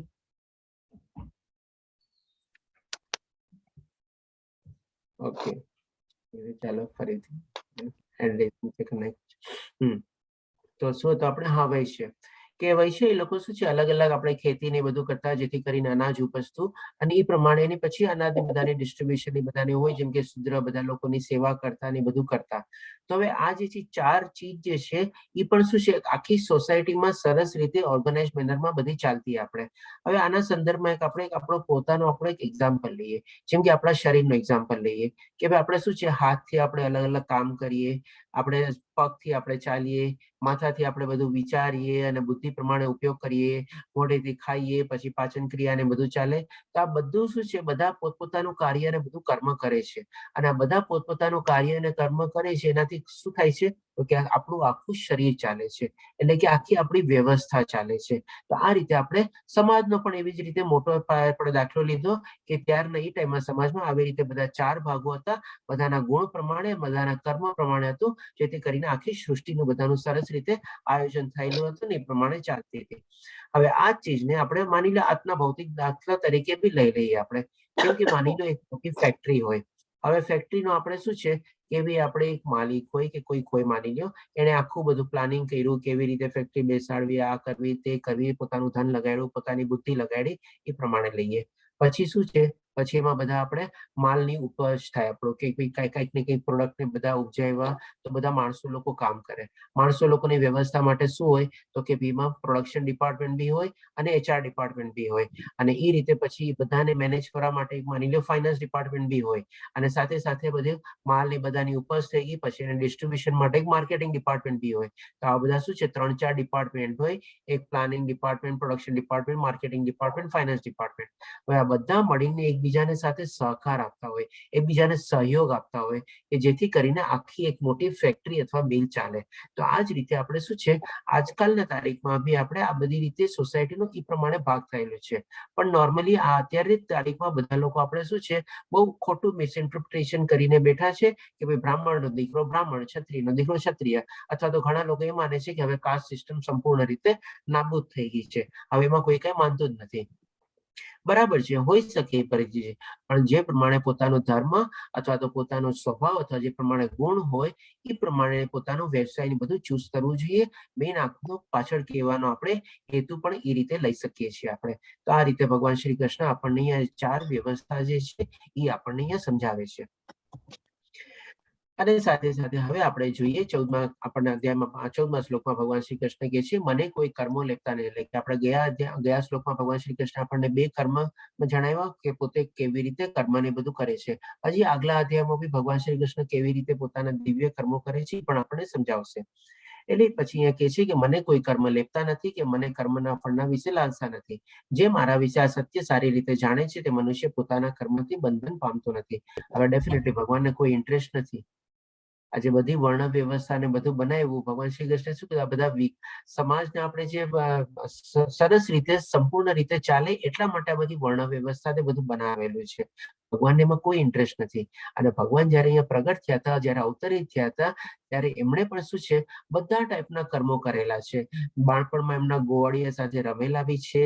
એઝ અ ક્ષત્રિય તરીકે એમણે ઘણા લોકોના સંહાર બી કરેલા છે, ઘણા એવા દુષ્ટ મનુષ્યના સંહાર બી કરેલા છે. રાજા તરીકે એને દ્વારકાધીશના નગરી બી બેસાવી છે, ઉપર રાજ્ય બી સરસ કર્યું છે. પછી એમણે અર્જુનજીના આપણે સારથી બી બન્યા છે. એટલે કે બધા ટાઈપના એને કર્મ કરેલા છે. આમાં તમે જોશો તો ઇવન આપણે એમણે એમના મિત્ર સુદામાજીના ચરણ બી ધોયા છે, જે આપણે કહીએ કે ભાઈ શુદ્ર લોકો કામ કરે છે એવી રીતે. અને ક્ષત્રિય એટલે કે બ્રાહ્મણ, ક્ષત્રિય, વૈશ્ય સુધી બધા ટાઈપના કર્મ એમણે બધા કરેલા છે. અને આ બધા કર્મ એમને લિપ્ત થતા નથી, કારણ કે બધામાં એને કોઈ જાતનું કોઈ ફળ મેળવવાની ઈચ્છા નથી અથવા આશા બી નથી. પોતે પોતાનો સ્વધર્મ નિભાવ્યો છે, પોતે પોતાનું કર્મ કર્યું છે. તો આ રીતે ભગવાન શ્રી કૃષ્ણ આપણને કહે છે કે મને એમાં કોઈ લાલસા નથી, એટલે કે બધા કર્મો મને લેપતા નથી. પછી હવે જોઈએ ભગવાન શ્રી કૃષ્ણ 15મા શ્લોકમાં કહે છે કે આમ જાણીને, એટલે કે આ બધી પ્રક્રિયા જાણીને, મારા પ્રગટ થવાની અવતરિત થવાની પ્રક્રિયા જાણીને, મારા દિવ્ય કર્મોની ક્રિયા જાણીને કે જેનાથી લેપ્ત થતો નથી, જેમાં મને કોઈ ફળની આશા નથી, એ પ્રમાણે બધા કર્મ કરું છું. એટલે કે આમ જાણીને પૂર્વના મનુષ્યોએ કર્મ કર્યા હતા અને તેથી તે મોક્ષ પામ્યા હતા. માટે પ્રાચીન કાળના પૂર્વજનોની જેમ તું પણ દિવ્ય ભાવનામાં રહી તારો સ્વધર્મ બજાવ. આ રીતે ફરીથી ભગવાન શ્રી કૃષ્ણ બધું સમરાઈઝ કરીને અર્જુનને કહે છે કે તારે તારો સ્વધર્મ બજાવવો જોઈએ. હવે ભગવાન શ્રી કૃષ્ણ પાછું એ ટોપિક ત્યાં પૂર્ણ કરે છે. હવે આપણને કર્મ ઉપર આપ્યા છે પાછા. એટલે કે કર્મની આટીઘૂટી સમજવી ઘણી કઠિન છે. તેથી મનુષ્ય કર્મ શું છે, નિષિદ્ધ કર્મ શું છે અને અકર્મ શું છે આ યોગ્ય રીતે જાણવું જોઈએ. કર્મની ગતિ ગૂઢ છે. આપણે હવે અહીંયા ભગવાન શ્રી કૃષ્ણ આપણને કર્મને 3 ભાગલા કરી દે છે. ક્યાં ભાગલા કરે છે તો કે કર્મ, નિષિદ્ધ કર્મ અને અકર્મ, અથવા તો નિષિદ્ધ કર્મને આપણે વિકર્મ તરીકે કહી શકીએ. એટલે કે કર્મ એટલે કે માની લો નોર્મલ જે આપણે સારા કર્મ કે પોઝિટિવ કર્મ કરતા હોય. નિષિદ્ધ કર્મ એટલે કે બાધ્ય કર્મ અથવા તો નેગેટિવ કર્મ થઈ ગયા. અને અકર્મ એક નવી ચીજ છે. અકર્મનો મતલબ શું છે તો કે ભાઈ આધ્યાત્મિક કર્મ. એટલે કે આ ચીજ આપણે આધ્યાત્મિક કર્મ બી આપણે કરવા જોઈએ. આ રીતે ભગવાન શ્રી કૃષ્ણ કર્મને 3 ભાગલા પાડીને આપણને અહીંયા સમજાવે છે. પછી ભગવાન શ્રી કૃષ્ણ હવે 34મા શ્લોકમાં કહે છે કે આ બધું ચીજ સમજવા માટે તારે કોઈ ગુરુની પાસે જઈને સત્ય જાણવાનો પ્રયાસ કરો, એમનાથી વિનીત થઈને જિજ્ઞાસા કરો અને એમની સેવા કરો. સ્વરૂપ સિદ્ધ વ્યક્તિ આપણને જ્ઞાન પ્રદાન કરી શકે છે, કારણ કે એમને સત્યનું દર્શન થાય છે. એટલે કે આ ચીજ આખી ભગવાન શ્રી કૃષ્ણ દ્વારામાં જ્ઞાન મેળવવાની, એમના કર્મની દિવ્ય ગતિ સમજવાની અને સાથે સાથે આપણે કર્મની જે ગૂઢ ગતિ જે છે એને પણ આપણે સરસ રીતે સમજવી હોય કે કયા કર્મ મારે કરવા જોઈએ, કયા કર્મ મારે ન કરવા જોઈએ અને કેવા મારે આધ્યાત્મિક કર્મ કરવા જોઈએ, એ પણ બધું સમજવા માટે ભગવાન શ્રી કૃષ્ણ કહે છે કે ગુરુનું આપણે શરણ લેવું જોઈએ અને એની પાસે શરણાગતિ લઈને આપણે વિનમ્ર ભાવથી અથવા વિનીત ભાવથી આપણે એને ક્યુરિયોસિટી એટલે કે જિજ્ઞાસા, આપણે એમને વિનંતી કરવી જોઈએ કે મને આ જ્ઞાન મેળવવાની ઈચ્છા છે, તો કૃપા કરીને મને ઈ જ્ઞાન આપો. અને ઈ જ્ઞાન માટે મેળવવા માટે બી ભગવાન શ્રી કૃષ્ણની લાયકાત બી બતાવે છે. એટલે બી કારણ કે ઈ ગુરુને શું લાયકાત હોય છે, તો કે એને પોતે આત્મ સાક્ષાત્કાર કરેલું હોય છે, અથવા તો સત્યનું દર્શન કરેલું હોય છે. સત્ય એટલે આપણે આત્મા. આ રીતે જેને આત્મ સાક્ષાત્કાર ને એવું થયેલું હોય છે, એ આપણને આ બધી ચીજનું આપણને સરસ મજાનું દિવ્ય જ્ઞાન આપણને આપી શકે છે. હવે ભગવાન શ્રી કૃષ્ણ 36મા શ્લોકમાં કહે છે કે આમાં શું છે, આ બધી ચીજ માની લો આપણે એમ સમજીએ કે આના માટે શું આપણે ધાર્મિક થવાનું, આના માટે આપણે આધ્યાત્મિક થવાનું. તો ભગવાન શ્રી કૃષ્ણ એનો પણ આપણને એક સોલ્યુશન આપે છે કે માની લ્યો જો તમે સમસ્ત પાપીઓમાં પણ સર્વાધિક પાપી સમજવામાં આવે તો પણ તમે આ દિવ્ય જ્ઞાન રૂપી નાવમાં સવાર થઈને દુઃખ સાગરને પાપ કરવા માટે સમર્થ થશો. એટલે કે માની લો અત્યાર સુધી ચાલો આપણે જે કર્યું એ કર્યું, પણ માની લો જાયગા ત્યારથી સવાર, એવી રીતે જો આપણે સમજી લઈએ અને આજથી આપણે આપણું જીવનને ચેન્જ કરવાનો આપણે નિર્ણય કરી લઈએ કે માની લો અત્યાર સુધી આપણે ઘણા એવા પાપ કર્યા હશે, પાપનો કોઈ રહ્યો બને જ નહીં, આપણે કંઈક ને કંઈક કર્યા જ હશે, જાણ્યા અજાણ્યા, આપણને ખબર હશે નહીં ખબર હશે, આપણે ગણકાર્યા નહીં હશે કે ચાલો ને કોણ જોવે છે કોણ સમજે છે, ઘણા એવું કંઈક ને કંઈક આપણે કર્યું હશે. તો ભગવાન શ્રી કૃષ્ણ કહે છે કે જો પાપીમાં પાપી માણસ બી હોય પણ એ જયારે આ દિવ્ય જ્ઞાન રૂપીની ગંગામાં નહાશે અથવા તો એમાં સવાર થશે ત્યારે એ પણ આપણે એના બધા દુઃખો જે છે એ સમાપ્ત થઈ શકે છે. હવે એ કેવી રીતે સમાપ્ત થઈ શકે છે એના માટે પણ ભગવાન શ્રી કૃષ્ણ આ શ્લોકમાં એક સરસ મજાની કમ્પેરિઝન આપે છે આપણને કે હે અર્જુન, જેમ પ્રજ્વલિત અગ્નિ લાકડાને બાળીને ભસ્મ કરી દે છે તે પ્રમાણે જ્ઞાન રૂપી અગ્નિ ભૌતિક કર્મના બધા બંધનને બાળીને ભસ્મ કરી દે છે. હવે જેમ આપણે આ દાખલો જે ભગવાને આપ્યો એને સમજવા માટે આપણે લઈએ, આપણે જેમ કે માની લો એક આખો લાકડાનો ટુકડો હોય.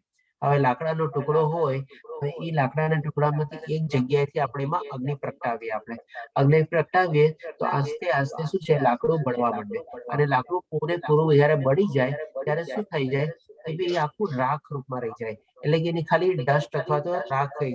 આપણે બધાને મ્યુટ કરી દઉં છું, પ્લીઝ પોતપોતાને મ્યુટ રાખજો.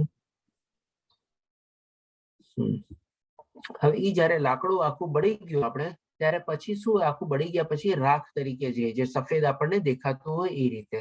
હવે એ રાખમાં શું છે લાકડાનું કોઈ જાતનું કોઈ આપણે નહીં તો પેલા લાકડું કેટલું જડ હોય કેટલું કઠણ હોય બધું હોય, પછી સાવ એકદમ પાવડર જેવું થઈ જાય આપણે. તો એવી જ રીતે ભગવાન શ્રી કૃષ્ણ કહે છે કે જે માણસ માની લે પાપીમાં પાપી માણસ હોય અને એટલું બધું આપણે જડ વૃત્તિ વાળો ને બધું હોય પણ એ જયારે જ્ઞાન રૂપી આ દિવ્ય જ્ઞાન મેળવવાની કોશિશ કરે છે અને જયારે એ રીતે સંપૂર્ણ જ્ઞાન મેળવી લે છે તો જેમ લાકડું આખું બળીને ભસ્મ થઈ જાય છે, ખાલી રાખ રહે છે, ત્યારે એના જેટલા બી બધા આવા જે પાપ કર્મો જે બધા જે છે જેમ જેમ એનામાં દિવ્ય જ્ઞાનનો પ્રકાશ થતો જાય છે, જેમ જેમ એનું દિવ્ય જ્ઞાન આગળ વધતું જાય છે અને એવી રીતે એના બધા પાપ કર્મો બી જેમ લાકડું બળે છે એ રીતે પૂરેપૂરા નષ્ટ થઈ જાય છે. આ રીતે આપણને ભગવાન શ્રી કૃષ્ણ આ કમ્પેરિઝન આપણને સમજાવે છે કે ભાઈ દિવ્ય જ્ઞાનનો પ્રભાવ કેટલો હોય છે. હવે પછી ભગવાન શ્રી કૃષ્ણ 39મા શ્લોકમાં કહે છે જે મનુષ્ય દિવ્ય જ્ઞાન એટલે કે જે માની લો આવું દિવ્ય જ્ઞાન પ્રાપ્ત કરી લીધેલું છે અથવા તો પ્રતિ સમર્પિત થયેલો છે અથવા તો પ્રાપ્ત કરવાની કોશિશ કરે છે અને જેણે પોતાની ઇન્દ્રિયોને સંયમિત કરી દીધી છે તે શ્રદ્ધાળુ મનુષ્ય આવું જ્ઞાન મેળવવા પાત્ર છે અને તે પ્રાપ્ત કર્યા પછી તે તરત જ આધ્યાત્મિક શાંતિ પામે છે. એટલે કે અહીંયા પણ ભગવાન શ્રી કૃષ્ણ આપણને છે ને લગભગ 3 ચીજ ભણાવે છે. સૌ પ્રથમ તો શું છે કે ભાઈ આપણું દિવ્ય જ્ઞાન પ્રત્યે આપણે સમર્પિત થવું, એટલે કે ભગવાન શ્રી કૃષ્ણ આપણે શરણાગતિ લેવાની, સમર્પિત થવાનું, એવા આપણને જો ગુરુ મળી જાય તો એમને આપણે શરણ લેવાનું, વિનંતી કરીને આપણે દિવ્ય જ્ઞાન મેળવવાની કોશિશ કરવાની પહેલી ચીજ આપણે. અને જેણે પોતાની ઇન્દ્રિયને સંયમિત કરી દીધી છે, હવે ડેફિનેટલી એ આપણે જ્ઞાન મેળવવા પહેલા આપણે ઇન્દ્રિયોને આપણે સંયમિત કરવાની છે. આપણે આ બધા મોહ માયા અને આકર્ષણો છે એમાંથી બંને એટલું આપણે એમાંથી વાળીને આપણે ઇન્દ્રિયને આપણે દિવ્ય જ્ઞાનમાં લગાડવાની છે. અને ત્રીજી ચીજ ભગવાન શ્રી કૃષ્ણ કહે છે આના માટે કહે છે કે શ્રદ્ધાળુ મનુષ્ય છે, કારણ કે એને થોડી ઘણી શ્રદ્ધા બેસી ગઈ છે. કારણ કે શ્રદ્ધા બેસી ગઈ હોય તો જ દિવ્ય જ્ઞાન મેળવવાની કોશિશ કરે અને એમાં પ્રવૃત્ત થાય અને એના માટે પોતાની આપણે કે ને ઓર ઇન્દ્રિયોને કાબુમાં મેળવવાનો પ્રયત્ન કરે. એટલે કે પૂરેપૂરી શ્રદ્ધા એનામાં કેળવાઈ ગયું ને શરણાગતિ બી લીધેલું હોય. શ્રદ્ધાળુ મનુષ્ય આવું જ્ઞાન મેળવવા પાત્ર છે. એટલે કે આપણને એલિજિબિલિટી કન્ડિશન એ સમજાવે છે કે આવું જે દિવ્ય જ્ઞાન આપણે મેળવવું હોય તો આ રીતે આપણે શ્રદ્ધા, આ રીતે શરણાગતિ, આ રીતે આપણે આપણી ઇન્દ્રિયને આપણે સંયમમાં કેળવવાનો છે અને એવા કોઈ ગુરુને આપણે સમર્પિત થઈને એ જ્ઞાન મેળવવાની કોશિશ કરવાની છે અને પછી તે પ્રાપ્ત કર્યા પછી તે તરત જ આધ્યાત્મિક શાંતિ પામે છે અને કદાચ સનાતન ધામ બી પામી શકે છે. પછી 40મા શ્લોકમાં ભગવાન શ્રી કૃષ્ણ કહે છે પરંતુ, એટલે કે હવે ભગવાન શ્રી કૃષ્ણ બીજી બાજુ સમજાવે છે. ભગવાન શ્રી કૃષ્ણ છે ને આખા આપણે ભગવદ્ ગીતામાં દરેકે દરેક પહેલું છે ને અથવા તો દરેકે દરેક ટોપિક છે ને બે તરફથી આપણને સમજાવેલી છે. એવું ક્યાંય નથી કે ભગવાન શ્રી કૃષ્ણ ખાલી એક જ ચીજ આપણને સમજાવીને આપણને છોડી દીધા હોય કે ભાઈ આમ કર તો આમ કર, આમ ન કર તો આમ કર. એ બધી ચીજો આપણને સમજાવી છે કે ભાઈ શાસ્ત્રમાં આ રીતે લખેલું છે, જે લોકો નથી માનતા એની શું દશા થાય છે, કેવી રીતે થાય છે, જે લોકો માને છે એની કેવી રીતે દશા થાય છે. એ બધી ચીજ આપણને ડબલ સાઈડ એટલે કે સિક્કાની જે બે બાજુ હોય ને બંને બાજુ આપણને ક્લિયર કરેલી છે અને બધા આપણા કન્ફ્યુઝન ડાઉટ ને બધા ક્લિયર કરેલા છે. એટલે કે અહીંયા ભગવાન શ્રી કૃષ્ણ હવે કહે છે કે પરંતુ જે લોકો આ બધું નથી કરતા પરંતુ જે અજ્ઞાની તથા શ્રદ્ધા વિહીન, અહીંયા પણ સરસ મજાનો વર્ડ વાપર્યો આપણે, ત્યાં આપણને શ્રદ્ધા સાથે કીધું અને આપણને વિનીત માણસ કીધું. એ પ્રમાણે મનુષ્ય પ્રમાણભૂત શાસ્ત્રોમાં, અહીંયા જો ભગવાન શ્રી કૃષ્ણ પાછું શું કીધું છે? પ્રમાણભૂત શાસ્ત્રો, એટલે કે આપણા જે શાસ્ત્રો ને બધા જે છે ને એ બધા આપણે પુરાવા સાથે છે. પ્રમાણભૂત એટલે કે શું? એવિડન્સ છે, બધામાં પ્રૂફ છે, બધામાં પુરાવા છે. આપણે એવું નથી કે ક્યાંય ખાલી કીધું હોય ભગવાને એવી રીતે હોય. જે ભગવાન શ્રી કૃષ્ણે આપણને આ અધ્યાયમાં કીધું કે આવી રીતે ઘણા પૂર્વજો અથવા મુનિઓએ પ્રમાણે કર્મ કરેલા છે અને એ લોકોએ પણ એવી મોક્ષ અથવા સનાતન ધામ પામેલું છે. એટલે કે પુરાવા સાથે, દાખલા સાથે, દ્રષ્ટાંત સાથે આપણને બધી ચીજ સમજાવે છે. પ્રમાણભૂત શાસ્ત્રોમાં સંદેહ કરે છે, એટલે કે હવે આમાં બી ડાઉટ કરે છે, તેઓ ભગવત ધામમાં પામતા નથી, તેમનું પતન થાય છે. એટલે કે એની કન્ડિશન બી બતાવી દીધી. સંશયગ્રસ્ત વ્યક્તિ માટે નથી આ લોકમાં કે નથી પરલોકમાં, એટલે કે એના માટે ક્યાંય સુખ એને મળવાનું છે જ નહીં. જો એ શાસ્ત્રોમાં જે પુરાવા સાથેના જે શાસ્ત્રો છે એમાં પણ જો એમાં ડાઉટ કરે અથવા ક્વેશ્ચન માર્ક કરે કે આ કેમ આમ છે, આમ કેમ આમ છે, ઓલું કેમ આમ છે, આમાં તો મને વિશ્વાસ નથી, આને માનું છું, ઓલાને માનું છું, એવું બધું કાંઈ નહીં. એટલે કે આ રીતે જો કોઈ એવો માણસ હોય તો એના માટે આ લોકમાં કે પરલોકમાં ક્યાંય એને આપણને સુખ શાંતિ મળવાની છે જ નહીં. આપણે પછી ભગવાન શ્રી કૃષ્ણ 42મા શ્લોકમાં કહે છે, આ છેલ્લો શ્લોક છે આપણે, તેથી હે ભારત, અજ્ઞાનને લીધે તારા હૃદયમાં ઉત્પન્ન થયેલા સંશયને જ્ઞાનની તલવારથી કાપી નાખીને યોગમાં સ્થિર થઈને ઉઠ અને લડ. એટલે કે બધી ચીજ ભગવાન શ્રી કૃષ્ણ છેલ્લા શ્લોકમાં સમરાઇઝ કરે છે અને અર્જુનને કહે છે કે તારા મનમાં હવે જે કઈ પણ ડાઉટ કન્ફ્યુઝન છે આ બધા તને જે જ્ઞાન આપ્યું એ જ્ઞાનની તલવારથી કાપ અને ઉઠ અને જે તારી સામે અત્યારે સ્વધર્મ રૂપી જે યુદ્ધ લડવાનું છે એ યુદ્ધ માટે તું તૈયાર થા. આ રીતે ભગવાન શ્રી કૃષ્ણ ફરીથી એને કહે છે. તો અહીં આપણે ચોથો અધ્યાય પૂરો થાય છે. જ્ઞાનીઓ હરે કૃષ્ણ કૃષ્ણ કૃષ્ણ હરે હરે, હરે રામ રામ રામ હરે હરે. તો હવે જો કોઈ પ્રશ્ન હોય તો લઈ શકીએ છીએ આપણે. હરે કૃષ્ણ પ્રભુજી. હરે કૃષ્ણ પ્રભુજી. પ્રશ્ન નથી પણ થોડું કન્ફ્યુઝન ક્લેરિટી જોતી હતી પ્રભુજી કે આપણે 7મા શ્લોકમાં કીધું છે કે સંભવામી યુગે યુગે, અને એક શ્લોક એ બી છે કે જે અશ્વસ્થામાં બલિર્વ્યાસો હનુમંત વિભીક્ષણ કૃપ પરશુરામસ્સ સપ્તંજ ચિરજીવિત, કે જે આ 7 ચિરંજીવીઓ છે એમાં પરશુરામ બી છે કે જે એક ભગવાનનો અવતાર હતો. તો જો એ ચિરંજીવી હોય તો અત્યારે બી એ પ્રેઝન્સ છે, તો ભગવાને પછી પુનર્જન્મ કેમ લેવો પડે છે અથવા બીજી વખત જન્મ કેમ લેવો પડે છે ધર્મની રક્ષા માટે? બહુ સારો પ્રશ્ન છે રાજેન્દ્ર પ્રભુજી.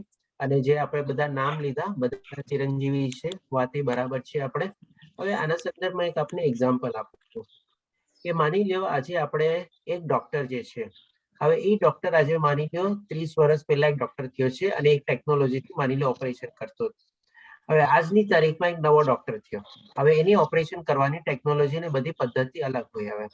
હવે એ જે આજની તારીખમાં જે ડોક્ટર થયો, હવે એ કોઈ માની લો પેશન્ટ અત્યારે બીમાર પડ્યો, તો હવે મને કહો કે એ જે પેશન્ટ બીમાર પડ્યો છે એ છે આજે જેમ કે બાયપાસ નું એક્ઝામ્પલ લે અથવા હાર્ટ એટેક આવ્યું એવી રીતે, તો એ જે 20-30 વર્ષ પહેલા જે ડોક્ટર થયો છે એની પાસે જશે કે જે આજે નવો જે ડોક્ટર થયો છે અને એને પણ સારી એવી નામના મેળવેલી છે, પ્રસિદ્ધિ મેળવેલી છે, એની પાસે ઓપરેશન કરાવવા જશે?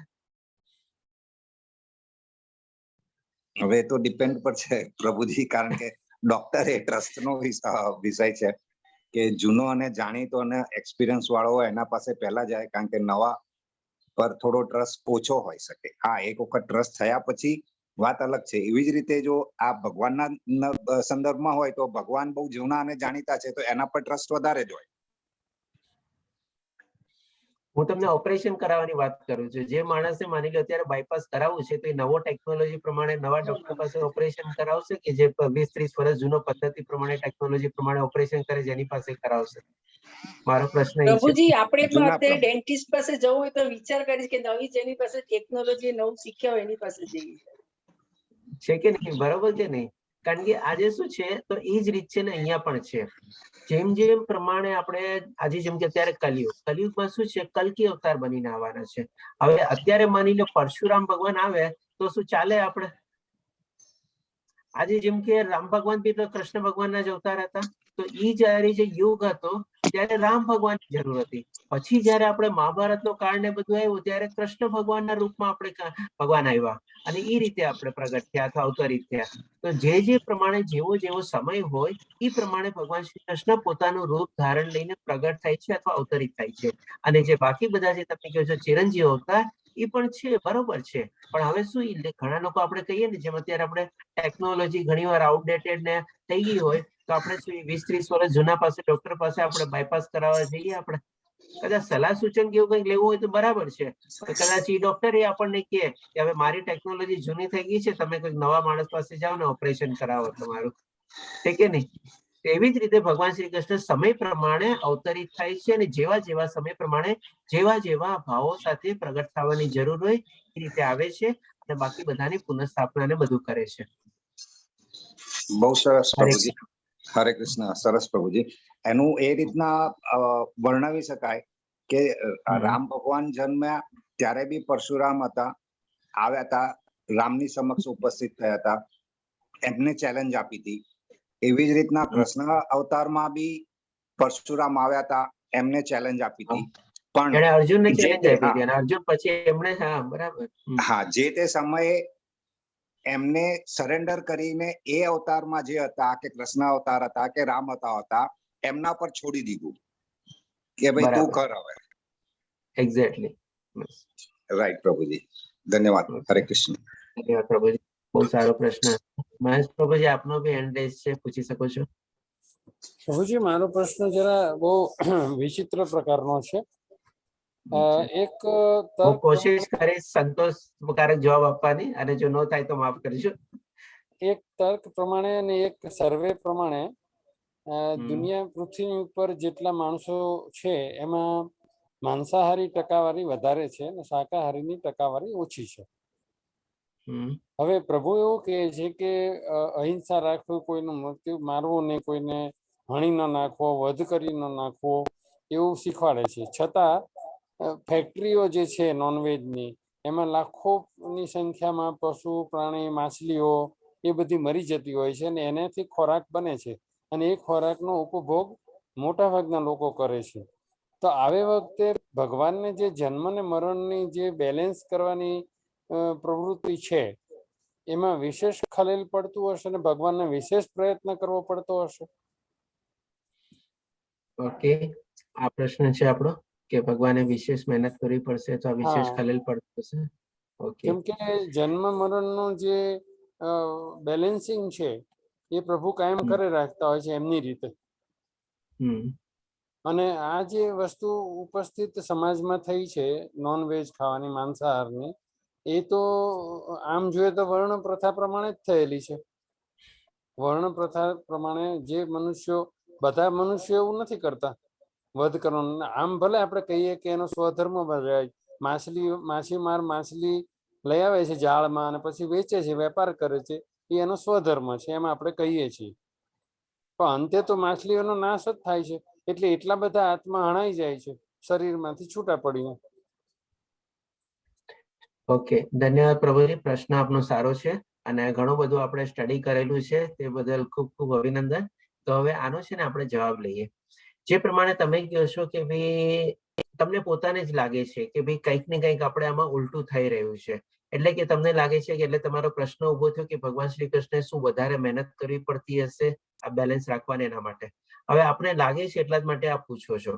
હવે જો આપને આટલું સરસ રીતે સંશોધન કર્યા પછી જો આપને પોતાને લાગતું હોય કે ભાઈ ભગવાન શ્રી કૃષ્ણને ખોટી મહેનત કરવી પડતી હશે અથવા વધારે મહેનત કરવી પડતી હશે આખું બેલેન્સ રીતે રચાડવા માટે, તો એવું એકચ્યુઅલી છે નહીં. આપણે ભગવાન શ્રી કૃષ્ણ માટે છે ને બેલેન્સ કરવું માટે કોઈ મોટી વાત નથી, પણ આ જેમ કે અત્યારે કલયુગ ચાલે છે ને, તો જે આપણે ઓટોમેટિકલી છે ને અત્યારે ઇકોલોજીકલ અથવા ઇકોસિસ્ટમનું ઇમ્બેલેન્સનું આપણે પોતે અત્યારે ભોગવી રહ્યા છીએ. આપણે આજે કેમ અત્યારે ગ્લોબલ વોર્મિંગ ને બધું થાય છે, કેમ આટલા અત્યારે ઝાડ કપાઈને બધા જે મકાનો બને છે, પશુઓને રહેવાનું સગવડ નથી રહેતી, અને પશુઓનું હાઇબ્રિડ તરીકે સાયન્સ થોડું ઘણું આગળ વધીને આપણે ખોટી રીતે પ્રોડક્શન ને બધું બી કરે છે, એમાંથી બી ઘણી બધી અલગ અલગ જાતિઓને બધી પ્રગટાવે છે કારણ કે પોતાને ભોગવવા માટે. તો આ બધું છે ને અત્યારે ઇકોલોજીકલ બેલેન્સ છે ને ઇમ્બેલેન્સ ઓલરેડી અત્યારે પ્રિવેલન્ટ છે આપણા સૃષ્ટિમાં અત્યારે.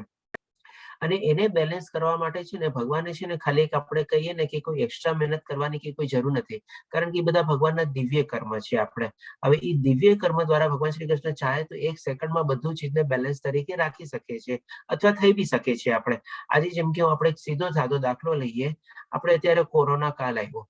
કોરોના કાળમાં જેમ કે અત્યારે બધા લોકો ઘરમાં ને બેઠા હતા, આજે કોઈ નહીં વિચાર્યું હશે એટલું સરસ મજાનું આજે એના પછી જયારે થોડું ઘણું ખુલ્લું હશે અને બહાર નીકળ્યા હશો તો આપણે સૃષ્ટિ ને આજે પોલ્યુશન ને બધું કેટલું ઓછું દેખાણું હશે. અને એમાં કોઈક માની લો હિલ સ્ટેશનમાં બી ગયો હશે તો એ હિલ સ્ટેશનમાં 10 વર્ષ 15 વર્ષ પહેલા ગયો હશે ત્યારે અલગ હશે, હમણાં રિસેન્ટલી 5 વર્ષ પહેલા ગયો હશે ત્યારે અલગ હશે, અને હમણાં ગયો હશે ત્યારે પાછું અલગ હશે. એટલે કે આખો જે બેલેન્સ ને બધું જે છે ને એ ઓટોમેટિકલી થઈ જાય છે. અને ભગવાન શ્રી કૃષ્ણે શું કહેલું છે કે બધું મારી મરજીથી પ્રમાણે ચાલ્યા કરે છે. તો કદાચ હોઈ શકે આવો બધો, જેમ કે અત્યારે સુનામી આવે છે, ક્યાંક ધરતીકંપ આવે છે, ક્યાંક કોઈ જગ્યાએ મોટા જંગલોમાં આગ લાગે છે, આવો અત્યારે કોરોના કાળ આવે છે. આ બધું છે ને એક જાતની આપણે કહી શકીએ કે ભગવાનની આપણે એક કામ ચૂટકી બજાવવા જેવું કે કાંઈ પણ આપણે કહી શકીએ કે જેથી કરીને ઇકો બેલેન્સ અથવા જે આપણે પ્રકૃતિમાં જે બેલેન્સ મેન્ટેન કરવાની જે પ્રક્રિયા છે એ ચાલ્યા જ કરે છે. જેટલું આપણે ઇમ્બેલેન્સ કરતા જઈએ છીએ એટલું એની પણ બેલેન્સ કરવાની પ્રક્રિયા બી ઓટોમેટિકલી ચાલ્યા જ કરતી હોય છે. આપણને ખબર બી નથી હોતું કારણ કે આપણી પાસે એટલું જ્ઞાન નથી અને આપણે એને સમજી બી શકતા નથી કે આ ભગવાનની જે લીલા હોઈ શકે. આપણે એટલા માટે આપણે કહી શકીએ છીએ કે ભાઈ કદાચ ભગવાનને વધારે મહેનત કરવી પડતી હશે, કેવી રીતે આવા પ્રશ્ન આપણના મનમાં ઉભા થાય. કારણ કે ઉભા થવાનું કારણ શું છે? કારણ કે આપણે પોતે માનીએ છીએ કે આ સૃષ્ટિમાં અત્યારે ઇમ્બેલેન્સ છે. અને જે પ્રમાણે આપણે ભાગવતમાં ને બધામાં લખેલું છે, આ તો અત્યારે કળિયુગના હજી 5-6 હજાર વર્ષ જ ચાલે છે આપણે, અને હજી કદાચ કેટલું 4,32,000 નું કળિયુગ છે આપણે. તો એટલો ખરાબ સમય આવવાનો છે જે પ્રમાણે ભાગવતમાં વર્ણવેલું છે એ પ્રમાણે એક માણસને છે ને ખાવા ઉભો થઈ જશે. આપણે આજે તો આપણને પોતાની આપણે ઇન્સિક્યુરિટી શું છે કે ભાઈ આ બધા પર ન્યુક્લિયર વેપન આ ને તે એના બધાથી આપણને ઇન્સિક્યુરિટી ફીલ થાય છે. કારણ એવો વખત આવશે કે આપણને આપણા ઘરમાં આપણને આપણી ઇન્સિક્યુરિટી ફીલ થશે. આ બધું ચીજ છે ને સરસ મજાનું ભાગવતમાં વર્ણવેલું છે. એટલે કે એવું નથી કે ભાઈ આ ચીજ આપણે થવાની છે કે નથી થવાની એવી રીતે, પણ એ ઓટોમેટિકલી પોતાના મેળે બેલેન્સ થતું જ રહે છે. આપણે આઈ હોપ કે ભાઈ આપના પ્રશ્નનો જવાબ હું આપી શકું સંતોષકારક. ધન્યવાદ પ્રભુજી. હરે કૃષ્ણ પ્રભુ. ચિન્મય માતાજી આપનો હેન્ડ રેઝ છે, પૂછી શકો છો. હરે કૃષ્ણ પ્રભુજી. હરે કૃષ્ણ પ્રભુજી, મારે એ જાણવું હતું કે કર્મ, અકર્મ અને વિકર્મ વચ્ચેનો તફાવત શું છે? કર્મ એટલે કે શું? આપણે જેમ કે માની લો કોઈ આપણે ડેફિનેટલી આને 5મા અધ્યાયમાં કાલે પણ આપણે સરસ રીતે લેશું, પણ શોર્ટમાં જેમ આપણે પૂછ્યું છે તો જાણી લઈએ. કર્મ એટલે કે શું? આપણે કોઈ માની લો ફળ મેળવવાની આશાથી આપણે કોઈ કર્મ કર્યું તો એ આપણું સકામ કર્મ ગણાઈ જાય. એટલે કે ભાઈ ઈચ્છા મેળવવાની આપણે કર્યું એટલે કે કર્મ. ભલે કોઈ ખરાબ કર્મ નથી કરતા આપણે, એટલે થઈ ગયું આપણે સકામ કર્મ. હવે આપણે કે શું કહેવાય નિષિદ્ધ કર્મ અથવા તો જેને આપણે ન કરવું જોઈએ એટલે કે વિકર્મ એટલે કે નેગેટિવ કર્મ. આજે માની લો કોઈની ઈર્ષ્યા કરવી, કોઈના ઉપર ક્રોધ કરવો કે જેથી કરીને આપણને કોઈ ઈચ્છા મેળવવાની તૃપ્તિ થાય, તો એ થઈ ગયું આપણું નિષિદ્ધ કર્મ. કોઈને આપણે બળજબરીથી આપણે કામ કરાવી લેવું, કોઈકની કંઈક આપણે લાંચ રિશ્વત આપીને કામ કરવી લેવું, કોઈકનું કંઈક આપણે હાનિ પહોંચાડીને કામ કરવું, કારણ કે આપણે ઇન્દ્રિય ભોગ અને શરીર ભોગ અથવા કામનાને તૃપ્ત કરવા માટે કર્યું હોય તો એ આપણે થઈ ગયું આપણે વિશુદ્ધ કર્મ એટલે કે નિષિદ્ધ કર્મ, જે વિકર્મ આપણે જે કહીએ છીએ. અને અકર્મ એટલે કે શું, કે જેમાં આપણને કઈ ફળ મેળવવાની કોઈ ઈચ્છા જ ન હોય આપણને, એટલે કે ફળ મળે કે ન મળે, જેટલું મળે એટલું મળે, ન મળે તોય ચાલશે, વધારે મળે તોય ઠીક છે, ન મળે તો એટલે ફળની કોઈ આપણને ઈચ્છા જ ન હોય, એને આપણે થઈ ગયું આપણે અકર્મ એટલે કે આપણે નિષ્કામ કર્મ અથવા તો આપણે આધ્યાત્મિક કર્મ, એને આપણે કહેવાય અકર્મ. જેમ કે માની લો એક્ઝામ્પલ લઈએ, આજે જેમ અત્યારે આપણે ઓનલાઈન ક્લાસીસ ને બધા ચાલી રહ્યા છે આપણે, તો આપણે બધા એકદમ સરસ રીતે સેવા ભાવથી અમે બધા આપણે જોડાયેલા છીએ અને ક્લાસીસ ને બધા આપણે લઈએ છીએ, તો આમાં પણ ટોટલ નિષ્કામ કર્મ છે. આમાં કોઈ આપણને કોઈ જાતની કોઈ ફળની આશા નથી કે ભાઈ આટલો મારો ટાઈમ એમાં ઇન્વેસ્ટ થયો તો મને આટલા રૂપિયા હિસાબે આ રીતે મળવું જોઈએ, આમ થવું જોઈએ, તેમ થવું, બધું કોઈ જાતનું કોઈ આપણે ન હોય. બસ મારે ભગવાનની સેવા કરવી છે, મારે આમાં જોડાવવું છે, સારું કાર્ય છે એમાં, તો એ આપણું થઈ ગયું અકર્મ. આપણે એવી રીતે આ રીતે ડિફરન્સ છે આપણે કર્મ, વિકર્મ અને અકર્મ. હરે Thank you, કૃષ્ણ પ્રભુજી. માતાજી. હરે કૃષ્ણ. હિતેશ પ્રભુજી આપનો હેન્ડ રેઝ છે, પૂછી શકો છો. હા, નમસ્કાર પ્રભુજી. નમસ્તે પ્રભુ. મારો પ્રશ્ન એ છે પ્રભુજી કે સ્વર્ગલોક અને મોક્ષ વચ્ચે શું ડિફરન્સ છે બંને વચ્ચે? સ્વર્ગલોક અને મોક્ષ ઈ છે ને? ઓકે, તો આપણે છે ને ટોટલી આપણા શાસ્ત્ર પ્રમાણે 14 લોક છે. આપણે જે અત્યારે ભૂમિ ઉપર રહીએ છીએ, જે આપણે સૃષ્ટિમાં અત્યારે જીવીએ છીએ, એ આપણે છે ને 7મી આપણે કહી શકીએ. આની નીચે આપણા બીજા 7 લોક છે, જેને આપણે પાતાળ લોક કહીએ છીએ, અને એ નોર્મલી આપણે અસુરો ને એના બધાથી હોય છે. હવે અને આની ઉપરના છે ને 6 લોક છે હજી આપણે, એટલે કે આપણે જે રહીએ છીએ ઉપરના 6, આપણે રહીએ છીએ 7મું, અને આપણે નીચે છે બીજા 7 લોક છે, પાતાળ લોક છે, એવી રીતે. તો હવે આપણે ઉચ્ચતર જે બધા જે લોકો છે ને, એ બધા આપણે કહી શકીએ કે તમારા હિસાબે ડેફિનેશનમાં જો લેવું હોય આપણે, જેમ કે આપણે સૂર્યલોક છે, ચંદ્રલોક છે, આપણે ધ્રુવલોક છે, પછી ઇન્દ્રલોક છે, બ્રહ્મલોક છે, આ બધા લોકો છે ને આપણે ઉચ્ચતર લોક થઈ ગયા. અને એને આપણે થોડું ઘણું જેમાં દેવી દેવતાઓને બધા રહીએ છીએ, એટલે કે આપણે ટૂંકમાં એને બધાને સમરાઇઝ કરીને આપણે શું કરી લીધું, એ બધાને આપણે સ્વર્ગલોક તરીકે જાણવા માંડ્યા. હવે પણ સૌથી ઉપરનું જે લોક છે એ શું છે, તો કે ભાઈ કૃષ્ણલોક અથવા વૈકુંઠ લોક.